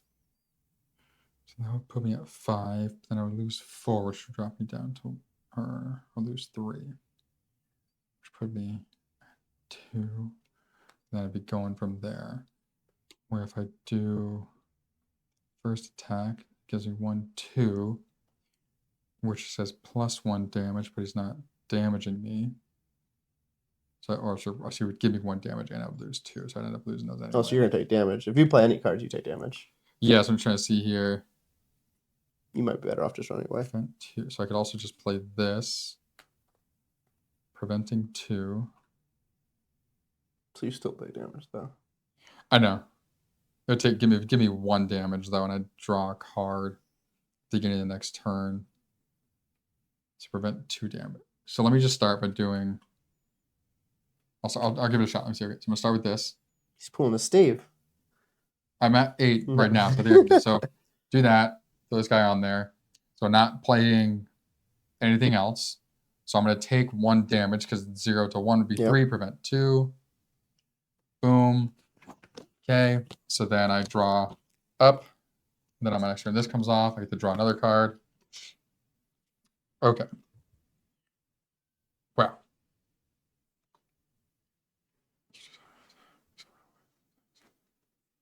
You suck. Okay, well now I can play this. 1, 2, 3, 4, 5, 6. 6 and lose 3, lose 2 and take 1 damage. Damn. Final blow is great except when you want to play. Literally, you need it to beat the final blow. I know. Okay, that. I got literally like 2 attacks, which does not help at all. And you don't have magic, which doesn't help. Yeah, this really doesn't help. So attack. So 1, 2, 3. So if I put this down, that would be 3.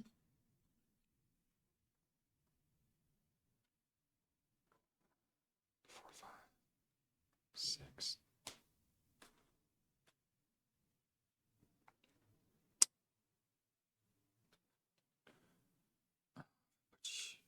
Damn. You choose the enemy attack. Except run away. Okay. So I could put that one down first. Allow me to choose the enemy attack. Which if I have 0 on there, I can just choose the 2, which would lose 2. Okay, let me continue this then. I'm going to go hold guard. As we choose the enemy attack, I'm going to choose the lose because I'm not going to lose anything. Yeah. Oh, wait, that doesn't help because then this goes away after the attack. So I'm in the same position potentially. All right, No, but you can whatever, draw might the as well. card. Yeah, so doing that. Yeah. So that goes bye-bye. All right, powerful blow. There we go. So if I start off with this, that's 1, 2, 3, 4. But if I play this last, somehow that would gain me. You can't play 2. that. You're right. But I also would lose an energy by doing that. 2, 3, 4. 4 doesn't trigger. Oh, 3 to 5. So I would take damage. I would lose. What about 2. final blow after it? So final blow. I could do that. So Is that enough? Let me see. So 1, 2, Oh, no. 3, 4. It'll be 5, 6. Put me at 7, which would cause me 4 damage. But I don't have to play final blow. So if I just played the powerful blow, right? Gives me 1, 2, 3, 4. I'm going to lose one of those, which will drop me down to 3. I'll also take 2 damage. But I'm going to gain 2 back, so it'll start me off at 5. And then boom, final blow done. 5, and then final blow would be 6, 7. Yep, so that's what we're going to do. All right. I'll take the hits to do it. So playing this down, powerful blow. I have to lose an energy. I'll put this timer token on there. So that's going to give me 1, 2, 3, 4. That's in the 3 to 5 range. I'm going to take 2 damage. Oh, I did the wrong thing. That was a 7. So this lost an energy. This goes down to 5. There we go. 2 damage, and I lose 1, which puts me at 3. Okay. Start next turn. Would discard. Don't have to. So draw up. This comes off, which is 2 back on, which puts me at 5. And then final blow should give me 3 more. Boom, boom, boom. 1, 2, 3, which is for 8. Nice. And Wyrd Bear. Whew.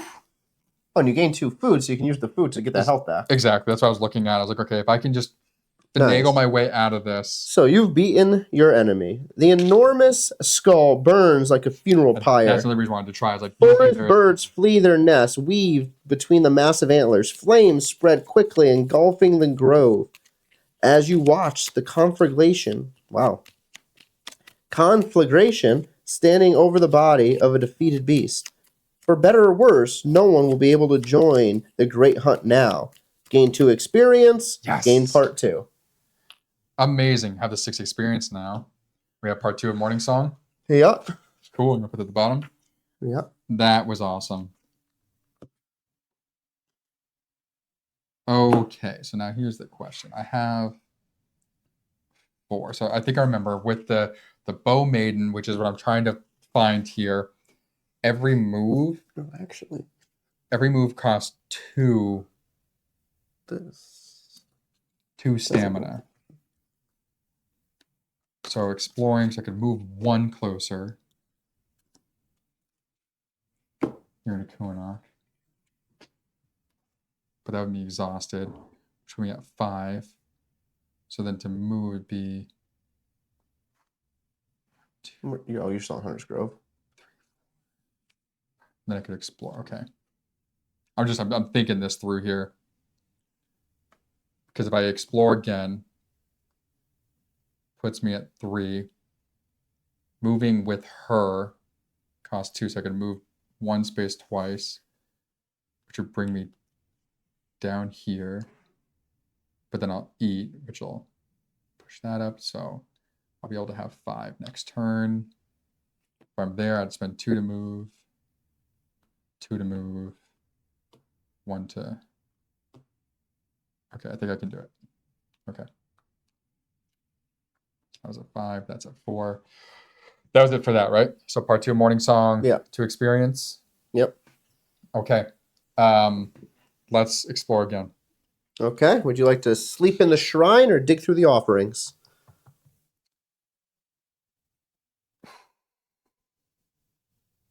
Sleep in the shrine.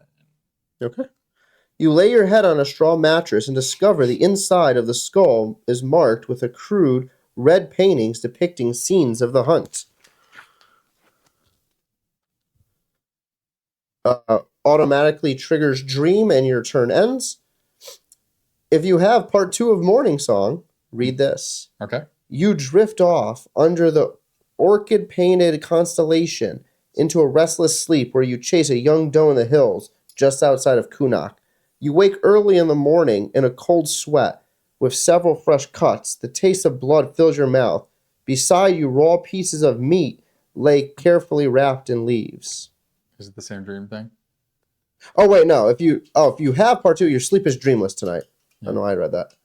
Okay, so nothing happens. Yeah, but now you automatically pass and rest. Okay, so the next turn I'll do the other one then. So then that's fine. That gives me more turns. Now, end of day. Yep. So I am going to pay 1 food to go up 1 and decrease my terror by 1. I'm going to pay 2 food to go up by This 2. will restore back to 6. This will go back to 6 now for me as well. Dream. You just had your dream. Yep. Okay, so it must be dig to the offerings then. Whatever, we got the morning song then. That's fine. Defeated a weird bear. Got the. Oh, I'm going to use my experience too. Are we there yet? Yeah. That's Good. I'm using all 6 to get 1 empathy. All right, So, nice. Boom, boom. So I had to flip my coin. You're 107. Skull. Cool. You don't have to read the whole thing. We already did it. Last turn. You can just tell me. Oh, well, penalty. the people who... It wasn't last turn that you heard this. Wasn't I just ended? Oh, no, I ended on Hunter's Grove. Yeah. We've heard this last Yeah. playthrough, but we're going to read it for everyone else. In the strange dream, you start to age backwards, faster and faster. At first, you welcome it. Then, dread starts to creep in. As day by day, you start to lose something. And everything that was first now becomes the last. Your last moments as an adult, your last steps, your last words, your last look upon this world, your last breath, your last heartbeat. Each character gains a terror, and this is 1 health. In Awesome. that space. Fantastic. Other mine's the same thing, yeah. Okay, this goes So down. hold on. You lose 2 health Why? because you didn't end in a settlement. Oh, right, because the thing. Now that goes down, and now we pick the next one. So that's a 5. Oh, wait, hold on. That would be... So, sorry. I forgot I was going to lose 2 health, so I'm actually going to use 1 more. Oh, yeah, so that should have triggered first before you rest. My bad. I did the wrong way. So this would have triggered first. You lose the 2 health. Then you would pay your food. Okay, so I would have been... So if I was at 5, it'd be 1, 2. Then I pay my food, so I would have spent 3 to get me back up to 6. We now are moving into the next day. We have triggered dense mists. Each exploration in locations without a settlement costs an additional energy. Okay. Which is you. Yep. Well, let me just go. Just to get it over with here. So, 2 to explore. Damn it. You're at 102. Trying to set myself up for success with this thing, and... Yeah, I'm at 1 failure today. What would you like to do? Sleep in the shrine again, or dig through the offerings? Let's dig. Clearly, if they left their coins here, they didn't want them anymore, right? Gain 1 wealth. Gain part 5 of Pillager. And do you have spirituality? No. Okay. Exploration ends. Damn. So you're trying to find someone who just doesn't exist. Yeah, they do. But is it not at the Hunter's Grove? Maybe it's at the Mirror Lake. I knew it was north. It might be at the Mirror Lake. That might be what it is. Okay. So I'm done then with that. Okay. Exploration ends. Okay. So then that was whatever. Let me go. So I need to go to where you are, right? Because we need wealth and you have magic. So let me just go there. And do you want to just do that? Oh, What? Did you mess up? yeah. Reverse that. Okay. Reverse the pillager? Yeah. I read. There's a thing here that says if you don't have, and I read if you have. Okay. Because we don't have tracker, correct? No. Okay. That's why. Okay. This will make way more sense now. Okay. Read. Right, Steve. It happens. God. You did the same thing in 101. Mess up with the my hunter's mark stuff. Yeah. A A trail of blood and There it broken is. branches is not unusual in the sacred forest of the Grey Hunter. You almost pass it without noticing when an imprint of a bloodied hand on a white birch's bark catches your attention. Gain tracker. And now, would you like to follow the trail or carry on? Oh, the one wealth I need to get rid of too, because it gave me a wealth, right? The last one. Yes, it did. Follow the trail. Okay. You also get rid of pillager. I did. Okay. A tangle-haired Bowmaiden lies hidden There deep she in the is. briars, clenching her pierced gut. It looks like the hunter became the prey. Judging by the Bowmaiden's hisses and curses, there's still some fight in her. You approach regardlessly. Her wounds look beyond your help. There's only one place where they can tend to injuries like this. The island asylum, off the coast to the south. Yep. But it's a long trek to save a bloodthirsty servant of the Stagfather. Place a time token, set it to 2. This dial moves with your character model. As long as you have the dial, add 1 to each energy cost you pay. Yep. When the dial hits 0, discard it. This will make the task impossible. Got it. So when it hits, because this will tick down at the beginning of each day. Yes, Which means I have this, I have now, and then I have tomorrow to get there. So right now, I'm just saying, so movement of It's 2. 1, 2 would get me there. And then I would want to 3, 4. No, I wouldn't want to go any further. Why? Because then then I'll have 6. I'll have more the next day. Sure. So Because then it would cost 1, 2, 3, 4 the next day. Yep. So it'd be Oh, you're gonna have the same one 1, either way. 2, 3, 4. No, because now I'll have all the way up to 6. Where if I go exhausted, I take damage. Oh, that's right. You take damage. I forgot about that. Okay. So that's why. So I'm going to. I have her. So I'm going to move 1, 2. Yep. Which, because only expiration costs an extra thing, right? Yes. Okay. So I originally paid 2. I just paid 2 more. Wait. I was at 6. I paid 1, 2, but 4. Yeah, there we go. So I'm at 2. Okay. All right. That's where I'm chilling. Cool.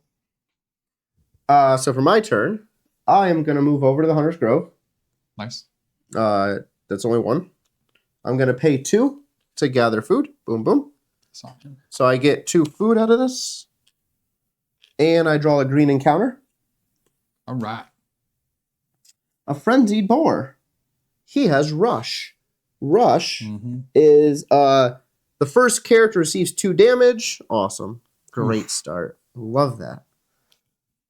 At least it only has 6. And you'll get food for beating him, so you'll be able to heal right back up. Yeah, that was my intention. Yeah, we don't need food for that anyway, right? Food. Yeah. Yeah. Well, Yeah. that I can now go back and change food for wealth. Yeah. I mean, I have 3 wealth anyway, so spending 2 here because you're going to spend both your magic. So 1, 2, 3. don't use your magic while fighting. Oh no, I can because I can just buy it back. Oh, Because I still have all of next turn. I have nothing to do that's until true. you I get forgot. back. I forgot you had that ability. Okay. Frenzied boar. Let's see. How do we want to kill the boar?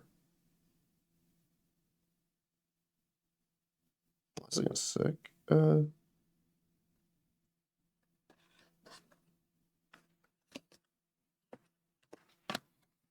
Gather thoughts. Time token goes on. I end my turn right there. So 0 to 1, I'm going to lose 1 health. Okay. Lose a die, lose that, lose this. Doesn't do anything. So I draw my normal card. Time token comes off. I draw 2 more. Yep. And hopefully this will just do it. Let's see.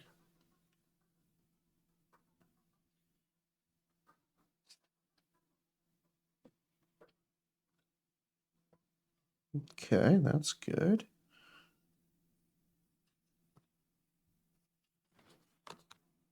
That's good.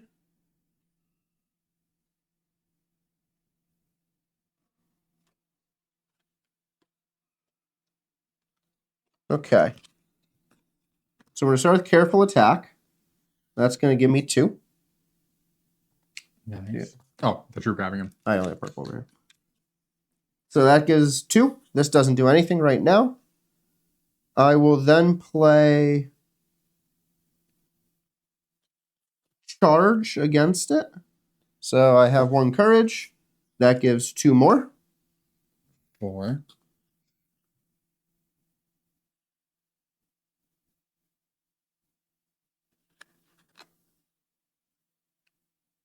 Can you get another one on there? Yes. No. Is it?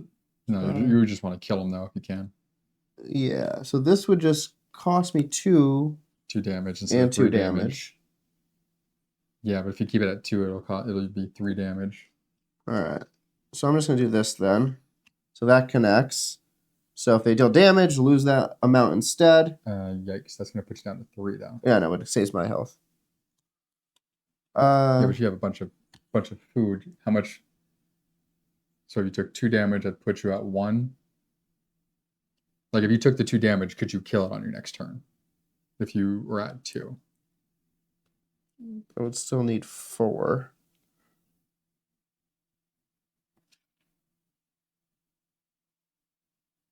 Should you just run now before you end this turn, so you don't take any damage at all? Because it's only. No, I won't take any damage right now because of that. Okay. Yeah, so let's do that. So we lose Okay. 3. I draw a card. Well, no. Hold on. What? You don't lose 3 Why? because you're still at 4, right? Yeah. So you don't lose 3. You lose 1 Why? and 3. Oh, sorry, because you lose 2 there. Sorry. Yeah. Sorry, I was looking at the 3 damage marker too. Okay, now this might actually work. So you need So I to need get 5. 6 5 total. more. Well, 6 total, yeah. Yeah. If I get to 5, I would normally take damage. Yeah, you want to just either get it to 3 to 4. You can get it right to 6. Yep, I think I'm good. So we're going to start this card. Draw a card. This card allows me to draw a card, and that doesn't do anything right now.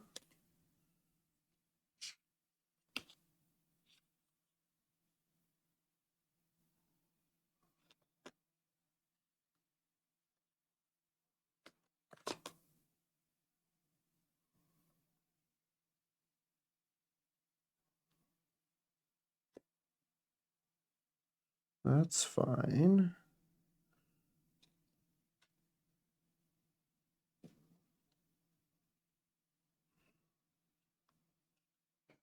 Which order? I'll do it in this order. Okay, so you got to pay magic. So I pay 1 magic. That's fine. Get 3 back. So I get 3 on. That gets me to 4. Mm-hmm. I get a terror. Mm-hmm. That's fine.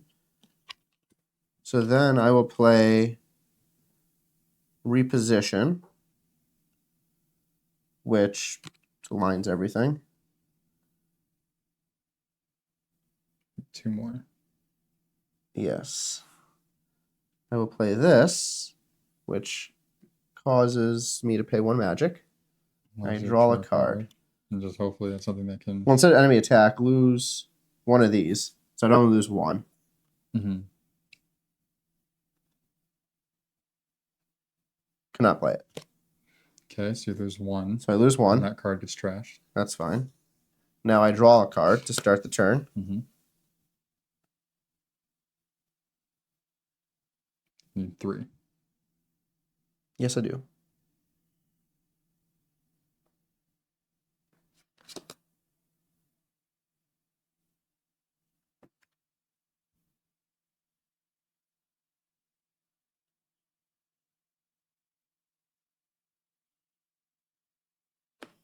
I will play. Not this way. Right? Nope, can't do it that way. I have to do it this way. You won't be able to play that 1 second anywhere. Yeah, I know that's what it was. I won't be able to play second. So you're gonna play 1 card right now. That would give me 1, Depending on 2. what you draw. It'd give me 2. Gets me up to 5. I mean, you'll draw a card, so potentially. No, I won't. I don't have any practicality. Oh, you don't? Oh, you don't. Never mind. That's why I needed this order.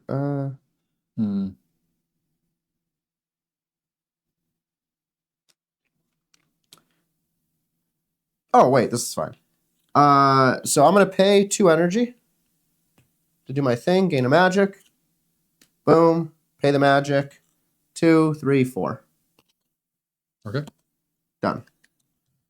Gain 3 food.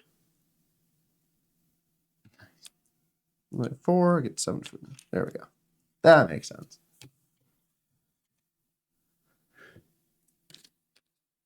So I am there now. Can you do? So what? Did it ever say we can't use those abilities in combat? No, we looked up that last Saturday. Yeah. And it never specifically said that you can't use your ability.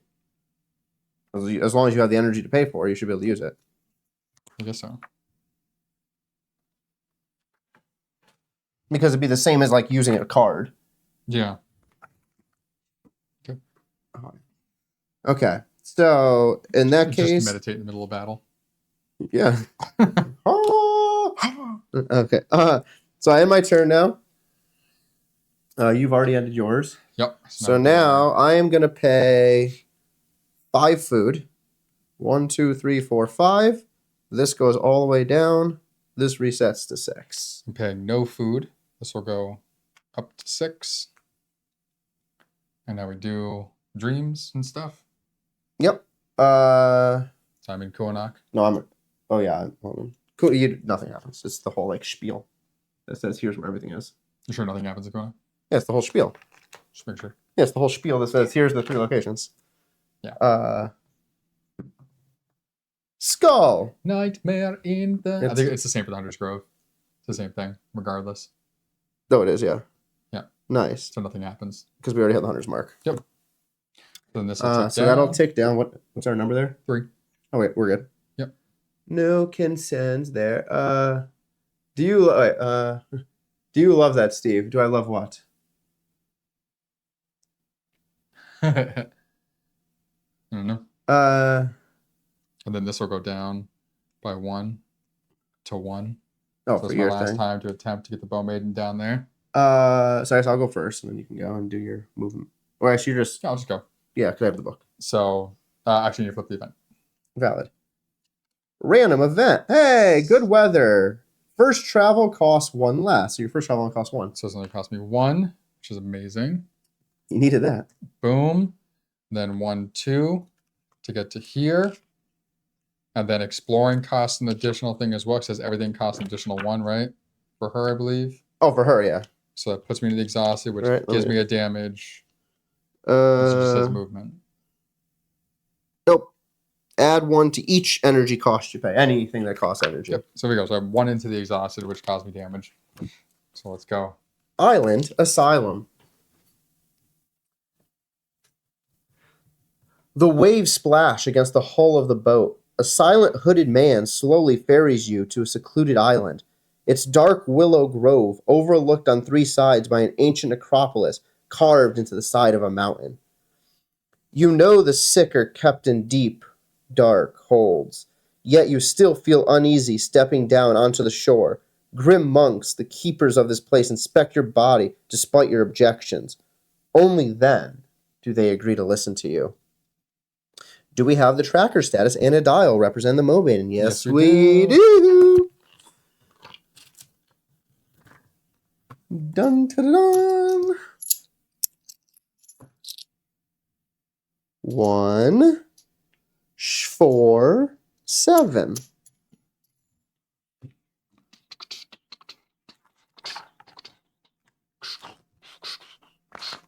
$147. Bowmaiden reluctantly thanks you and hands you a small parting gift. Yes. Gain 1 experience. Yes. Discard the dial. Did it. Gain secret 17. Woohoo. Secret 17. Is there anything else in the book? Expiration ends. Cool. Oh. So secret 17 is the Stag Father's Charm. Whenever you would start a Bowmaiden encounter, put it back at the bottom of its deck. It counts as a win. Gain 1 food. Anytime you start what encounter? A Bowmaiden, so she's one of those. Oh, if you get her. Okay, she's got a it. guardian Yeah. also. Nice. So you. So every time you play success, like guardian, it's an immediate success. but only you. You gain 1 food. Or is this a table thing like this? No, secrets are for everybody. Oh, sweet. Yeah. Dope. You gain 1 food whenever that happens, and you continue the game. So it's an automatic win. Nice. So like we encounter her during like an event thing too. It's like if you win, yada yada. So that's why I was like, sweet. We definitely want to do that to get this because that's going to be one less pain to deal with. Okay. And you're done? Yeah. I mean, well, I'm already exhausted. Well, yeah. Do that. I'm gonna pay 1 wealth. Gain 3 health. Because we really need 2 wealth, right? Yeah, I'm gonna get wealth here in a moment anyway. Cool. All right. So my turn. I'm gonna start off at the very top here. I'm gonna pay 2. 1, 2. Nice.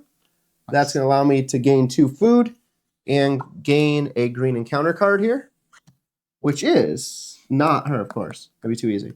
The Royal Elk. He is fast. I can only play 2 combat cards per turn of activation. Yeah, look at this. What? I'll just put our secrets over here. Works. Out of the way. The Royal Elk. Would have been amazing if like you just pulled the Bowmaiden. That's what I was saying. I was remembering great. Okay, so I can only play 2 cards per set. I believe chapter 1 ends once we light that Menhir too, which is perfect timing. Yeah. Everything.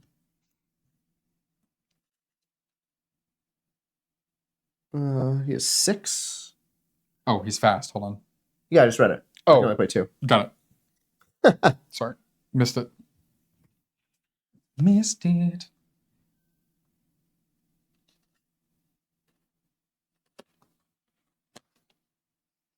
That's 2.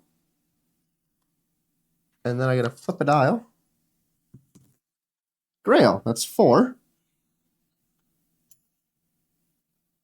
And I get to draw a card. Mm-hmm. Oh, need 2. And you got to also get 2 more.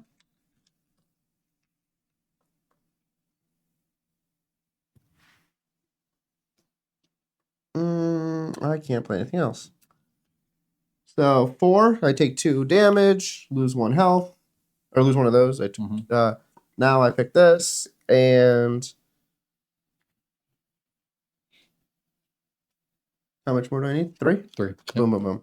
Got it? Yeah. So play this, does absolutely nothing. And then play this on top. 1, 2, 1, 3, 2, 4. 3, 4. Nice. Da, da, da, da. 2 food. 2 food. Good. So I get 2 more food. Yep. Well, let me just make this easier. 6 food total. Boom. Encounter complete. Now I'm going to pay 1 energy to move into whitening. Draw a blue encounter by entering that location. And we have a weeping orphan. Do I get to kill the orphan? That'd be hilarious. Yeah. So this is a 1/2. So this is a little bit different now because I'm grabbing the wrong deck as well. Yet another tragedy waiting to be revealed. So you're pretty much playing 2 different sets here. I play set 1, complete it, and then play set 2. Yep. Complete that one. Oh man, how do you? So I have no empathy. Interesting. This is going to be rough. Oh no. Okay, so the 1 and 2 only apply to the effects here. Yeah. Because if it applied across the board, you literally wouldn't be able to do number 1. Wait, no. This is all 1. No, it's not. Yeah, it is. No, it's not. Comfort is the whole line is only what you get for number 1. I guess so. So like you can only get ups by placing arrows then. Yes, which is down here. Yeah, I know. Oh. So diplomacy. What do we got here? Boom, easy start. We'll take that.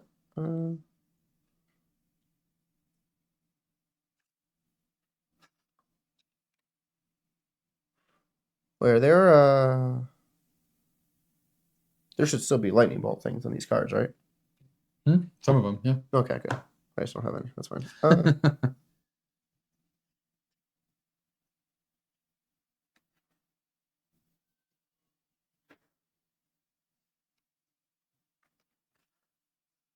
So I gain terror. Okay, so we're start. No, that doesn't make any sense. Why would I play that card first? If you only play 1, play the one that's going to give you an up on the times 1. Right? No, I'm gonna do it this way. It will make more sense in a moment. Okay. So time token. Nothing happens. Gain a terror. This Complete my cards. Yep. So that'll go. I gain 1 terror. Mm-hmm. So I draw my normal. Full Nick. Draw my normal card. Time token comes off. I gain a 2nd card.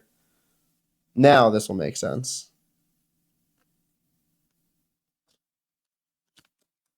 I think. Let me just glance at these. Make sure the order makes sense. The orphan is weeping. Must hurry. An eye for detail.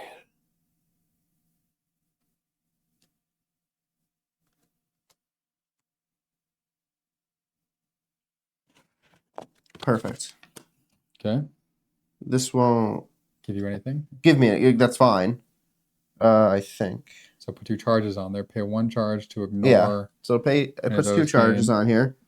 So that means I can start ignoring all the terror increases. Mm-hmm. Then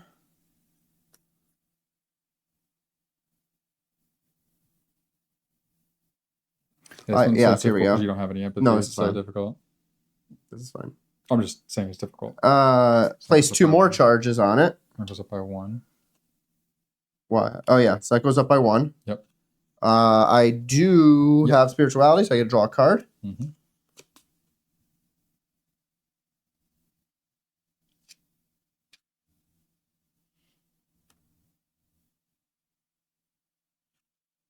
Perfect. Place this down here. Goes up by 2. Goes up. No, yep, up by 2 right there. I will pay 1 of these to ignore that gain. Okay.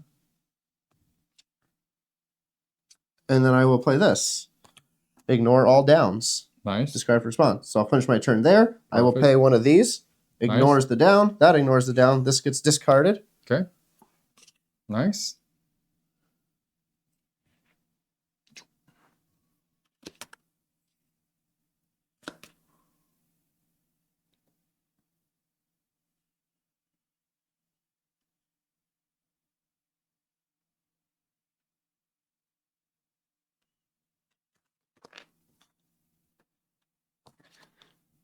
I will play this. This does nothing. This just starts the thing. Mm-hmm.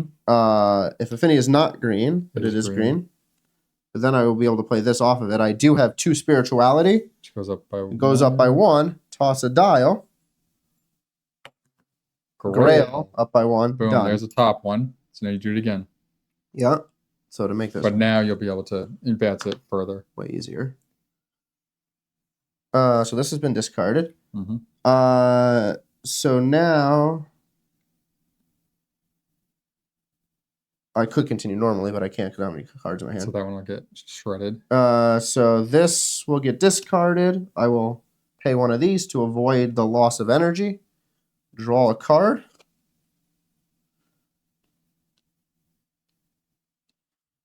I will play this.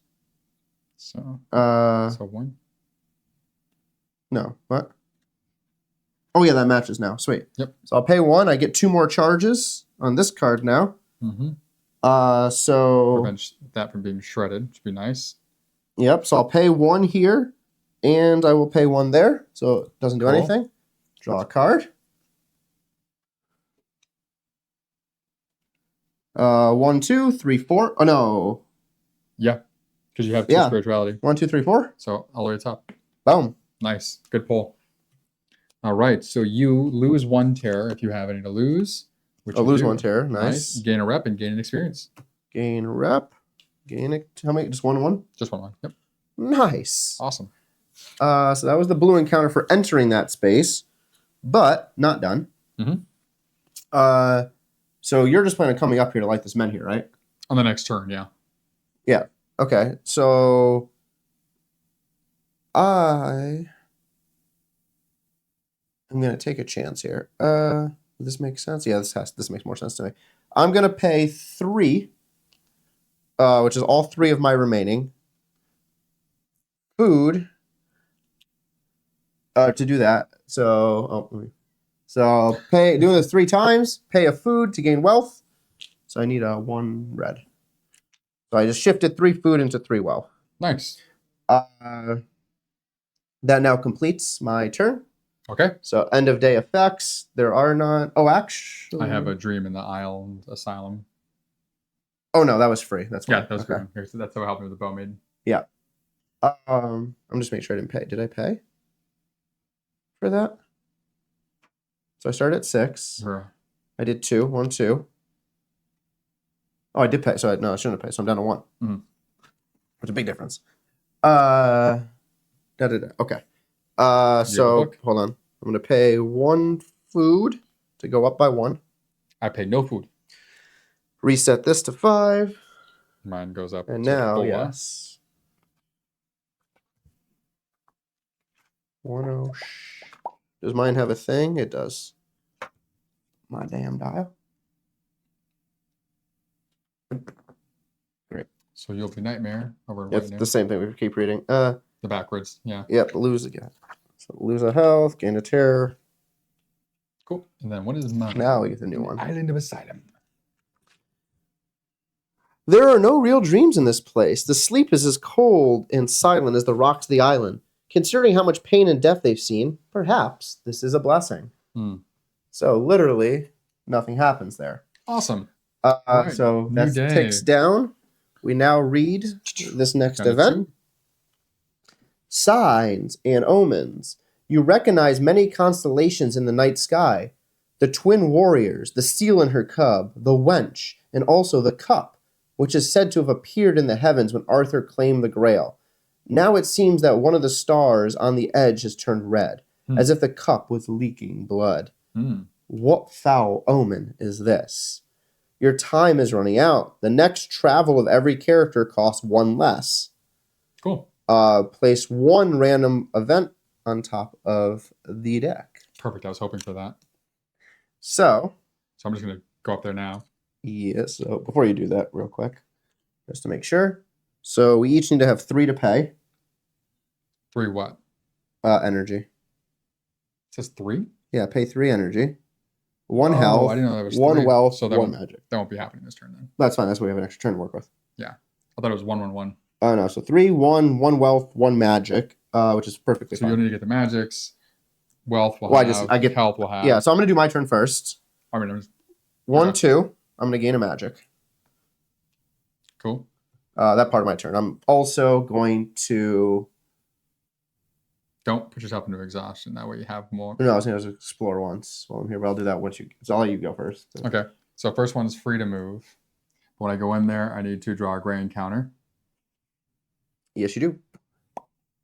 Which I didn't do with the Bowmaiden, I just realized.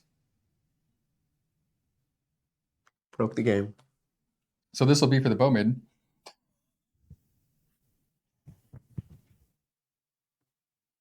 Six. That's once per. I don't know. Did you go? No, you didn't go through that time. No, I went up and around. Yeah. All right, here we go.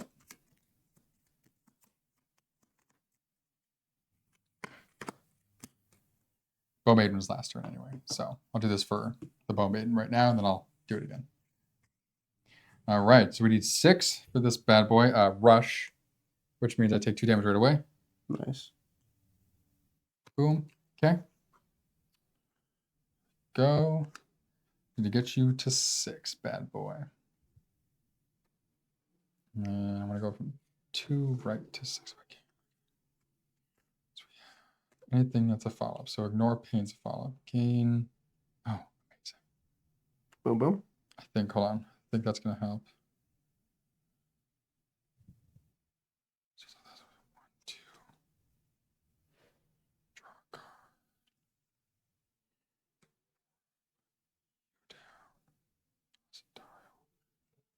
Yep, let's do that. So 1. 2. 2, sorry, yep.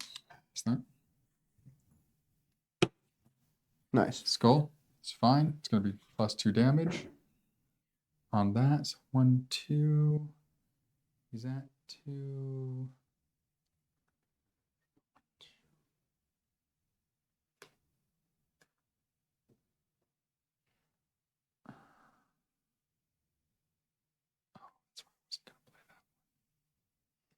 Actually, this. Hold on, that's. Huh? No, so there's a reason why I wasn't going to play that, but hold on. No, but hold on. Before you do anything. No, there's a reason I was going to go the other way around. Sorry, there's a reason why I was going to go the other way through, specifically because the card that was in my hand here. Because I have Ignore Pain, so I wanted to do is this, which was the 1/2, and I wanted to play that off it because it allows me to every bit of pain I get. Thanks. Okay. So you get 1/2 still. So this allows me to draw a card. Yeah. So 1/2 still. Okay. And then those don't have any follow-up. So now I will take a point of damage, which adds a point on, but then I lose 2. So just lose 1. Yeah. So lose 1. Still take the damage. Okay, and then draw a card at the start.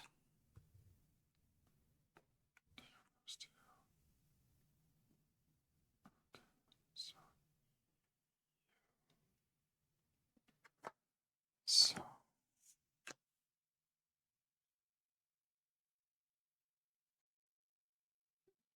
1, 2, 3. So 1, 2. Doom. He's Need 2 more. 4. Draw a card. This goes on. You don't have anything else to play on it? No. None of these have follow-ups I can go on there, which is fine. So that brings. So this breaks out. Hold on. Rewind. Yeah, it does. It doesn't. Yes, it does. No. Because you shouldn't have that much health. Because you should have 3 less if you weren't here. Because you did this at your last turn. So you would normally have 3 less health. Okay, so then you're better off. So then, there's this. That got me. No, this is still there. So this got me to the Bowmaiden, and this is what we're doing now. What? You didn't fight the Bowmaiden? No, this got me through. So when I came through, this is what allowed me to buy. I had to spend that because we didn't do an encounter. That's fine. So shuffle back into this deck. Okay. So now that's accurate. So I took that. Boom. New turn. Draw. Get rid of this. But I lose one of these. Put one back on. 2, which is that 5. So now you should just get 1. Boom, done. And now it's just the 1. Yep. Boom, done. Okay. So it'll just be that bad boy, which the flipping doesn't matter because it'll be 6. Yes. Yeah. So 2 wealth. All right. There we go. So you should just end your turn there. Because if you move up, now you have to draw another encounter, and then you potentially are dead. But it's not going to be. It'll be a diplomacy though, which could cause you tear and a bunch of other stuff. I mean, but I'm only gonna. Are you finished with your turn? You should. No, I haven't finished yet. You should come down and give me food. Because I'm only gonna be able to heal 1. So if I come give you 2. Because this is once per day, so you've already triggered it. Right, so you're not nothing. So you can come down and give me 2 food. You're almost at full health anyway. Yeah, that's fine. That'll make sure that. So hold on. So for next turn, I'll be at 6. 1, 2. It'll put me in exhaustion either way. Okay. Yeah, just don't explore. Just come down, give me food. Well, I wasn't planning exploring. We'll both go there, so that way we can do the diplomacy together. Oh, it doesn't matter. Way it does. It'll make it easier for us to sure. the diplomacy because I have empathy and you have 2 spirituality and I don't have any, so we'll have the full game. Wait. Oh, we don't need food for this thing. That's right. No, yeah, we just need wealth and health. So there you go. Okay. Let me just end our days there. So that costs. Wait. Oh no, that was free to travel. Your first travel. That was my first travel. I didn't go anywhere of the day. Yeah, that was my first travel. Okay, yeah, you're right. So I'm going back then. But no, don't. No, no, I need to. No. Yes, I need to because I need to pay 2 at the beginning extra plus 3 to do the Menhir. Yeah, that's fine. So if I didn't do it now, it'll put me in exhaustion. No, stay here. Watch. If you stay here, you can explore if you want to or not. But like we move there together next turn, you'll have everything. That costs me 1 to move next turn. Yeah, and then I have to pay 2 for what? I need to buy the magic first. So you're going to be in exhaustion anyway right now. No, I'm not buying the magic now. I'll buy the magic to be next turn, but I don't. it'll save me 1. Oh, I see what you're saying. Okay. Yeah, so I'll pay to 1 right now. I'll go back there. Okay. Well, I guess when I move, if I go first and move in there, then we can both do the encounter and still because you're there. Yes, but this will trigger first for me. Yeah, that's fine. Yeah, so it triggers this. Nice. I could have moved. I could have moved right up there to you. All right, so. Okay, so now that's ended. We now end our day. Okay. So I'm going to spend all 3 of my food. I'm not spending nothing because I don't have anything. It goes 1, 2, 3, which allows me just to go to 6. Boom, boom, boom. There we go. Menhir turns down. For what? We now trigger the. What's my dream in the conclave? Oh. You know what your nightmare is. Yes. Oh, no, I don't necessarily get a nightmare. Well, the dream and the nightmare are the same in the. No, nothing comes of them, I don't think. But no, that whitening I lose. Yeah, I'll lose stuff if I nightmare. Gotcha. Flip your deal. Good. Grail. Now nothing happens. So we'll read it still for them though. Oh, it literally says, your dream of home is understandable, considering for the first time of life you've wandered so far from it. But why is everyone talking and walking backwards? Done. Cool. Your dream. 104. In your dream, you flee from a rolling wave of darkness, slowly consuming the land behind you. You try to pick your paths carefully, making sure to gather ample provisions along the way and rekindle any menhirs you find. After a while, the wave catches up with you and swallows you whole. You come back to the start of the dream. This time you flee as far as your legs can carry you, but hunger, dead ends, and beasts of this land quickly end your life. Right. I forgot it's this one, which gives you the hint afterwards and tells you to manage your resources. Yeah, I'm not reading that. That's right. No, I was just saying I remember. That's what. Right. Okay. So now, random event to start the new day. What's it say? Oh, it hits you. That doesn't hit me. Violent thunderstorm. Lose a health every time you travel. Whatever. So I'll go. Okay, we don't go yet. So first, I'll start off. I'm going to pay my 2. Boom, boom. To get the magic. Okay. Now I'll go. There we go. So at least now we have the resources. So, I mean, I paid 1 to travel. The health goes down as well. Yes. So now we will be doing the encounter together. Yeah. Yeah. No, because I would have to. Oh no, it's. No, you should have to be there with me. I was thinking that. Yeah. So it's the Drunken Knight. There's a stage 1 and a stage 2. Yep. So the way this works, if you don't know, if you're doing this combo together for an encounter, what'll happen is one of us will decide to go first based on our cards. Then the trigger will happen of the effect of the monster or creature. Then the second person will go, thing triggers again, and then you go back and forth. Yep. Just saying. He tried to drown his problems in need. Now he became a problem. Okay, so everything goes up. For the first one. For first. Cool. So if we can get 3 right off the bat. So let me see here. Nope. So I think you need to go first because I don't have any doubles. You at least have the double for that. We don't need doubles, but that's fine. Well, you do for the effect account that attaches to it. Accurate. And I don't have anything in this area that would raise it up 1 either.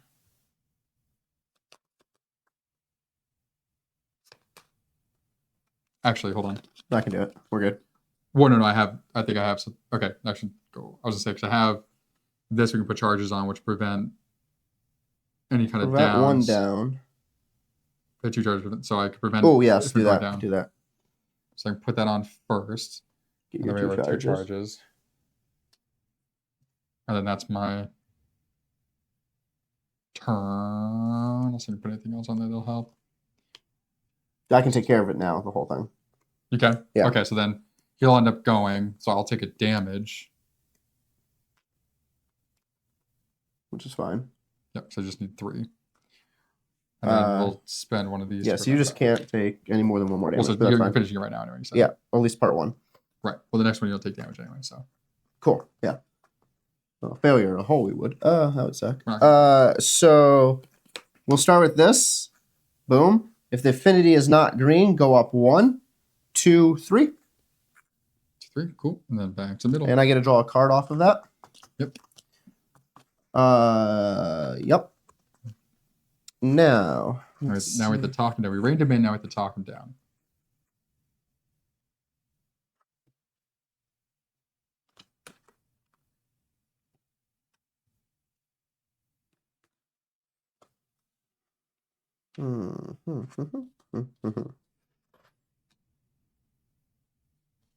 Yes, that makes sense. Okay. So then I play this. Go up 1, toss a dial. So it might just obsolete itself. Like that. Actually, hold on a second. Yes, that's fine. I will then play this. Gain 2 charges. Perfect, because that won't lower it.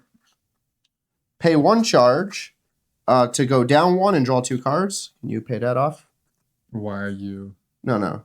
Pay that off. Oh, to prevent. Got it. Because now I might just be able to finish it because I drew 2 cards. Got it.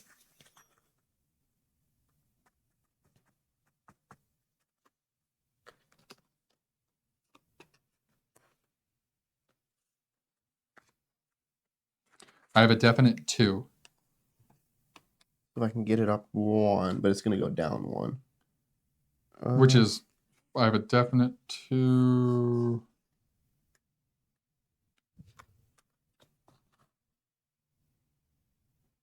I have nothing else. I can finish it. Yeah. I'm gonna take the reputation for winning, though, by finishing, because I'm gonna spend 1 to do this. Okay, so it's going to go down 1 to finish the turn. Oh, because it goes down 1. Shit. No, it's fine. You don't need a reputation. Well, no, I'm not gonna finish it by having going down 1. You'll have to.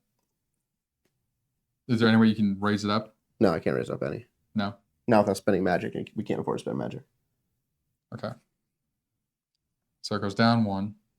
Sorry, I already drew my card. So I'm gonna start off. Just placing that bad boy there. Then we got homeboy here, which raises up 2. Nice. Boom. Then this guy I'm putting down, which I'm gonna lose a rep. And I have at least 2 aggressions, so it's gonna go up 1 intimidation. Okay. And those are all the cards that I have. Oh, that's fine. I can. So now it's going to go down 1, so you need to push it up 2. Yeah, that's fine. So I can draw my normal card. I'm going to just collapse all this. Well, you don't. Oh, I was just saying. So you have room. That's fine. Yeah.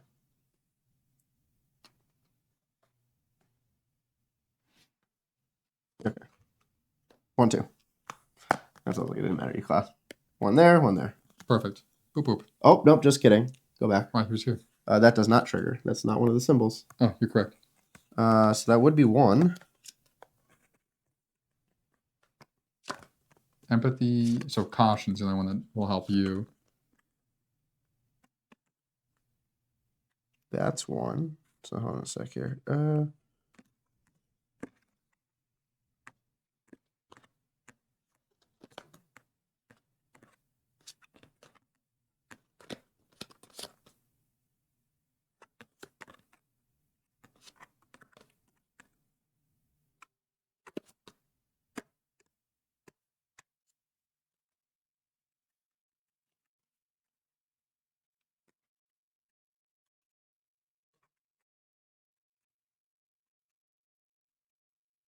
If you can't finish it off, you can get anything down that will allow me to draw more cards. No, that's all I'm just going to do. So it's going to go down 1 at the end of my turn anyway if I were to not do this. So I'm going to pay the 1 now. I mean, why would you? Because I need... Pay the 1. I only have 1 card. Yeah, but I have enough to get 2 back, so this should be... Or I'll have enough to get 2, potentially. Okay. I was going to say, I could have done that also and drawn 2 cards. So I only have 1 card. True, but you're not guaranteed to push it up. Like, I have guarantees to push it up. Okay. All right. I didn't have enough to get all the way to the top, so these 2 cards hopefully should do it now. Okay. Perfect. Okay. Play it out. Because I have 2 spirituality. Okay. Because did I... That was your last card, right? Mm-hmm. Perfect. I play this. Draw 1 card. Discard any number of cards. For every 2 cards discarded, go up 2, lose an energy. So you're gonna. That's gonna. But that hurts our plans for up here. Nope. As long as I only do 1. Okay. So discard 2 cards to push it up twice. Exactly. As long as you have 1 left over. Yeah. Which is that 1. And No. It's not that one. That's magic cost. Hold on.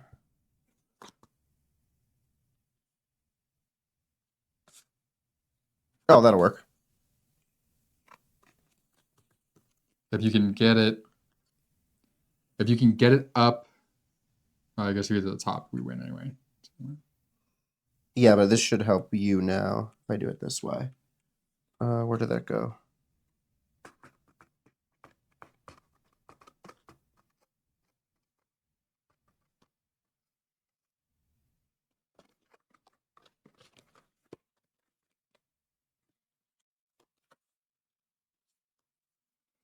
If you can set up, yeah, that's fine. I'll do this. If you Yeah, set yeah. up a caution, I Yeah, can we're match good. a caution.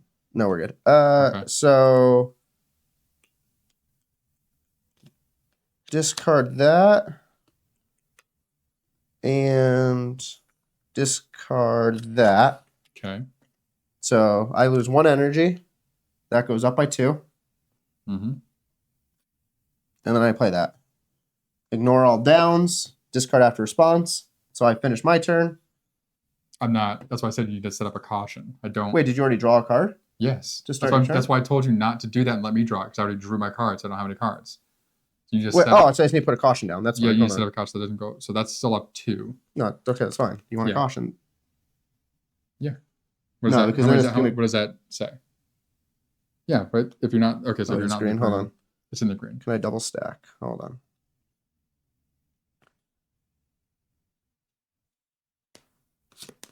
So gain 2 charges. I don't want to gain charges. Oh, these are the only 2 I can play because of the. But that's okay. If you put that down, at least to let me Yeah, there we play go. this. That's fine. Just fine. Yeah.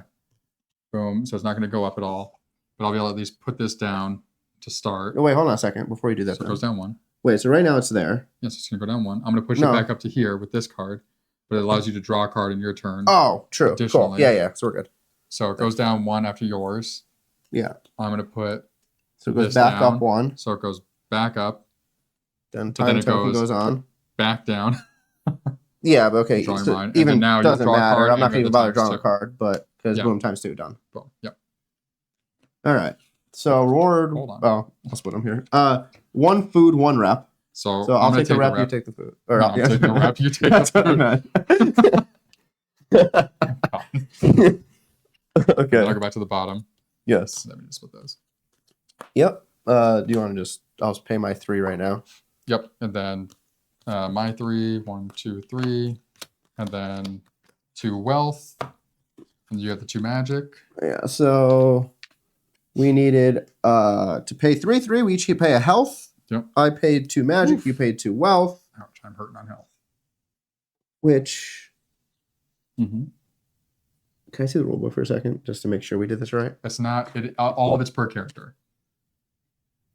Yes. Yeah, all of it's per character. We each have to pay 3 to do it. Yeah. We each have to pay a health. And a It well. has to be a total of 2 wealth and a total of 2 magic. Okay. Yeah. So how I'm reading back of that Menhir. Just light it.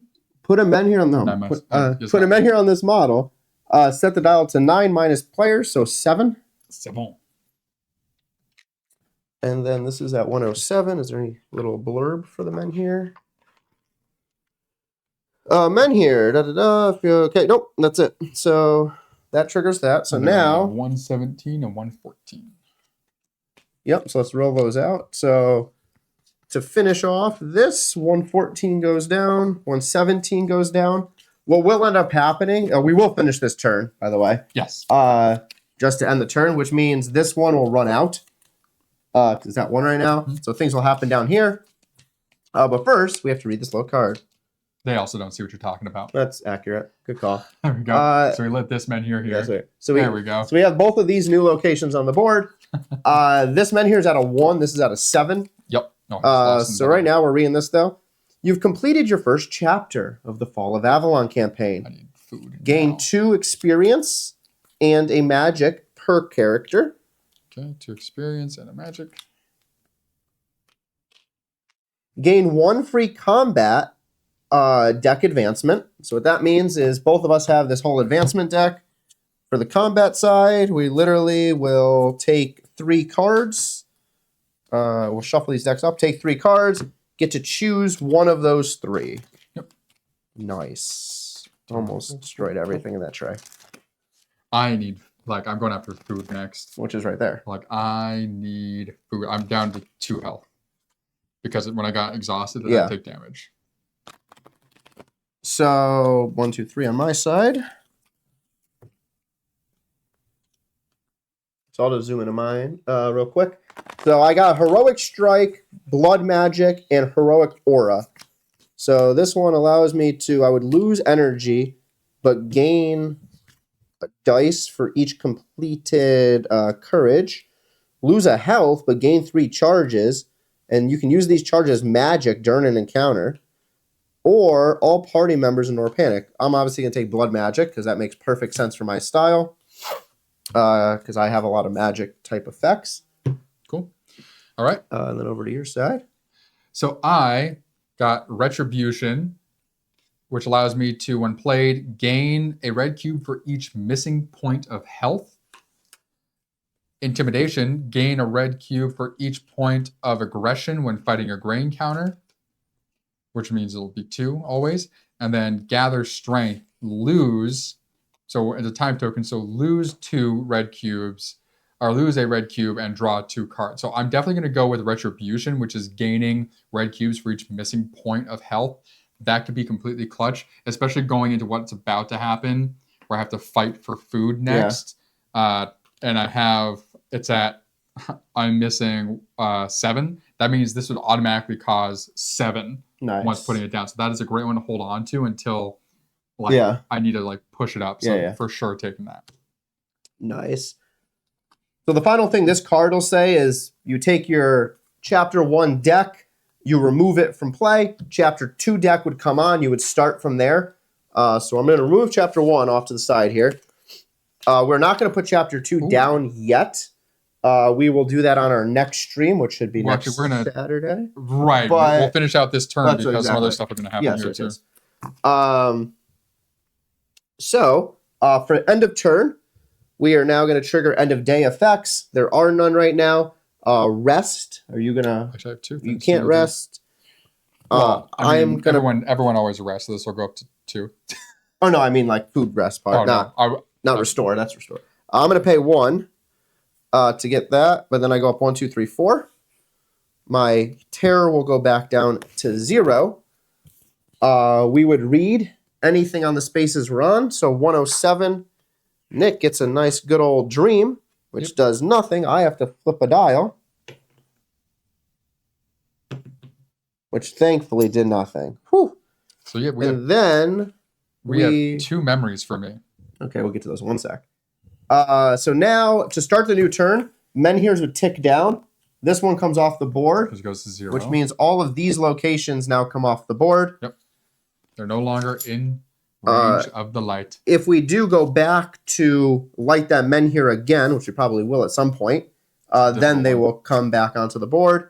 It is a difficult one. 2, 2, 2, 2. There's also a Menhir right here that we could go light and expand that way. We know that our journeys are going to push us up to this. Yes. So one thing to keep note on, you can see here the first farm hold says 140, go that way. It says 140, go that way. What'll happen though is we will slide this board all the way left because Camelot and everything will be up in the right. Yeah.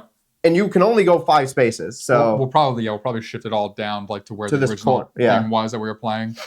Yeah. So we can travel. So now this Menhir, so we know we'll start at 6. And we'll record that all in a sec. We'll go over. There's a save thing. Yeah. And that will end how our map is finishing. Well, but now we do have these other things. So I don't have any. No. So I was never dying. I never had 6 magic with a blood moon. I did not visit either of these 2 locations. Don't have that item yet. Didn't get to chapter 6. I don't have 3 spirituality yet. I did not win a diplomatic encounter my first activation yet. And I don't have 10 rep. So for me, mine is complete. But I will read your stuff. So let's give that. So I'm just going to move my game board up here. So this should have been red when it happened, but I forgot to check. So I did win a Guardian encounter. So go to Bayor's Memory 6. What else do you have? Is that it? I have one more. Before or after 6? Well, do that one first, because that's the first thing I did. Sure. So this Book of Memories, if you're not aware, this is separate from the Book of Secrets. The Book of Secrets actually impacts your game. It gives you different pieces in-game, like experience or food or something else potentially. This will also do it, but you have way more to do. I think this is I don't know if this actually gives you any sort of food. I think it gives you cards. I don't think so. I think it'll give you these 3 cards once you complete them, but for the most part, it's just story. It's just backstory. Oh, okay. So it might just all be story. So here's the story of Bayor, part 6 of his story, which we're going to start on. The monstrous corpse twitches on the ground while your thundering heart slows. You stare at it for some time, scarcely believing you killed something so terrifying. Have you really changed so much? Are you really any stronger than before? More courageous, maybe? Or do you now just possess the will to act? Back when you were younger, a sunworm entered the lands around Kunak, killing people and ravaging crops. Fearful of the beast, the farmers banded together to drive it out. It was a massacre. Half the farmers died before the sunworm eventually retreated into the wilds, plunging 6 of the Kunak's homes into mourning. You raged amidst the grief, demanding to know why they died. Why did the farmers have to face this creature when there were kings, knights, and other heroes who were supposed to protect the simpler folk? Glancing once more at the creature, you realize that you are now one of those heroes. Angry, bitter, and dying as you may be, accurate. You have the means to protect the simpler folk. The choice is now yours to make. Should you step up and be their protector? Or do you become which you cursed, an aloof, disinterested hero content to leave the common folk to their own fate? Nice. So then the next one says, eat no food at the end of the day when you have 4 or less health. I have no food. I'm at 2 health. So Bayor Memory 2. So Memory 2. You begin PMSing. Cramps gnaw at you from within as you search around for food with growing desperation. But the land does not provide. It is harsh and cruel, and you are too weak to catch anything. These feelings aren't strange to you. They bring with them a sense of loss as you recall the last time you felt this way. The crops had failed again, and your father disappeared into his cups, blaming himself. Alcoholic. Others in the farmhold blamed him too. They'd have to beggar themselves, buying food from other farmholds. Your mother grew weak and withdrawn, foregoing her own meals to put something on your plate. Eventually, the portions diminished so much you became sick, along with your other siblings. That day, your mother took your youngest sister into the woods to forage. Only your mother returned. And now you had meat on the table, so you ate your sister. Nice. She never said what happened, retreating into a brooding silence when pressed. Your father didn't tolerate any questions. The bruises taught you not to ask. With one less mouth to feed, you survived the winter. But your mother was never the same again. For years, you buried the memory, but now your thoughts go to the sister that never returned. What became of her? You desperately cling to hope that your mother sold her as a servant to passing travelers or another farmhold. Yet, you've never seen any trace of her, and your parents were long dead before you mustered the courage to ask them again. So your sister's Colette from Les Mis was sold off to the master of the house. Cosette. Cosette, not Colette. Yeah. Cosette, yeah. Yes, that's the Book of Memories. Just has a bunch of memories and stuff in there. Ultimately, it'll lead to you unlocking cards. So I just checked off this one and that one on the top and middle cards. So I could potentially end up checking off the second one here if I get the You Are Dying status. But hopefully next game, Steve is willing to travel with me here to fight and to try and gain food in the safest way possible. I think if we do that first round, like go together and do the fight that way. Oh, the green encounter, you mean? Yeah, just to make sure that I don't die in the process to help us get through it. What are you talking about? So now if you want to come down to this part, so now is the time where we go through the save sheet here. So it has a spot for your menhirs here. So location is what, 107? Yep. Okay. So you mark down 107. The dial is at 6. There's no quest dials. There's no guardians on the table because I murdered it. And then now we record our stats here. So for Bayor, aka Bald, the location is 107 as well. There's no dials. And then you just mark off all your stats. So 2, 1, 1, 1, 1. Nothing there.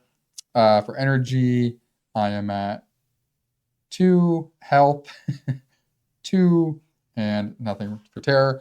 Food, nothing. Wealth, I have 2, 2, 3 experience, and 1 magic. And then Steve over here, the maggot, aka Board. Also 107. 107. 110012. 110012. Energy at 4. Health at 6. Terror 0. Yep. And 03141. 141. All right. And it that is. tweaks me out, but it's okay.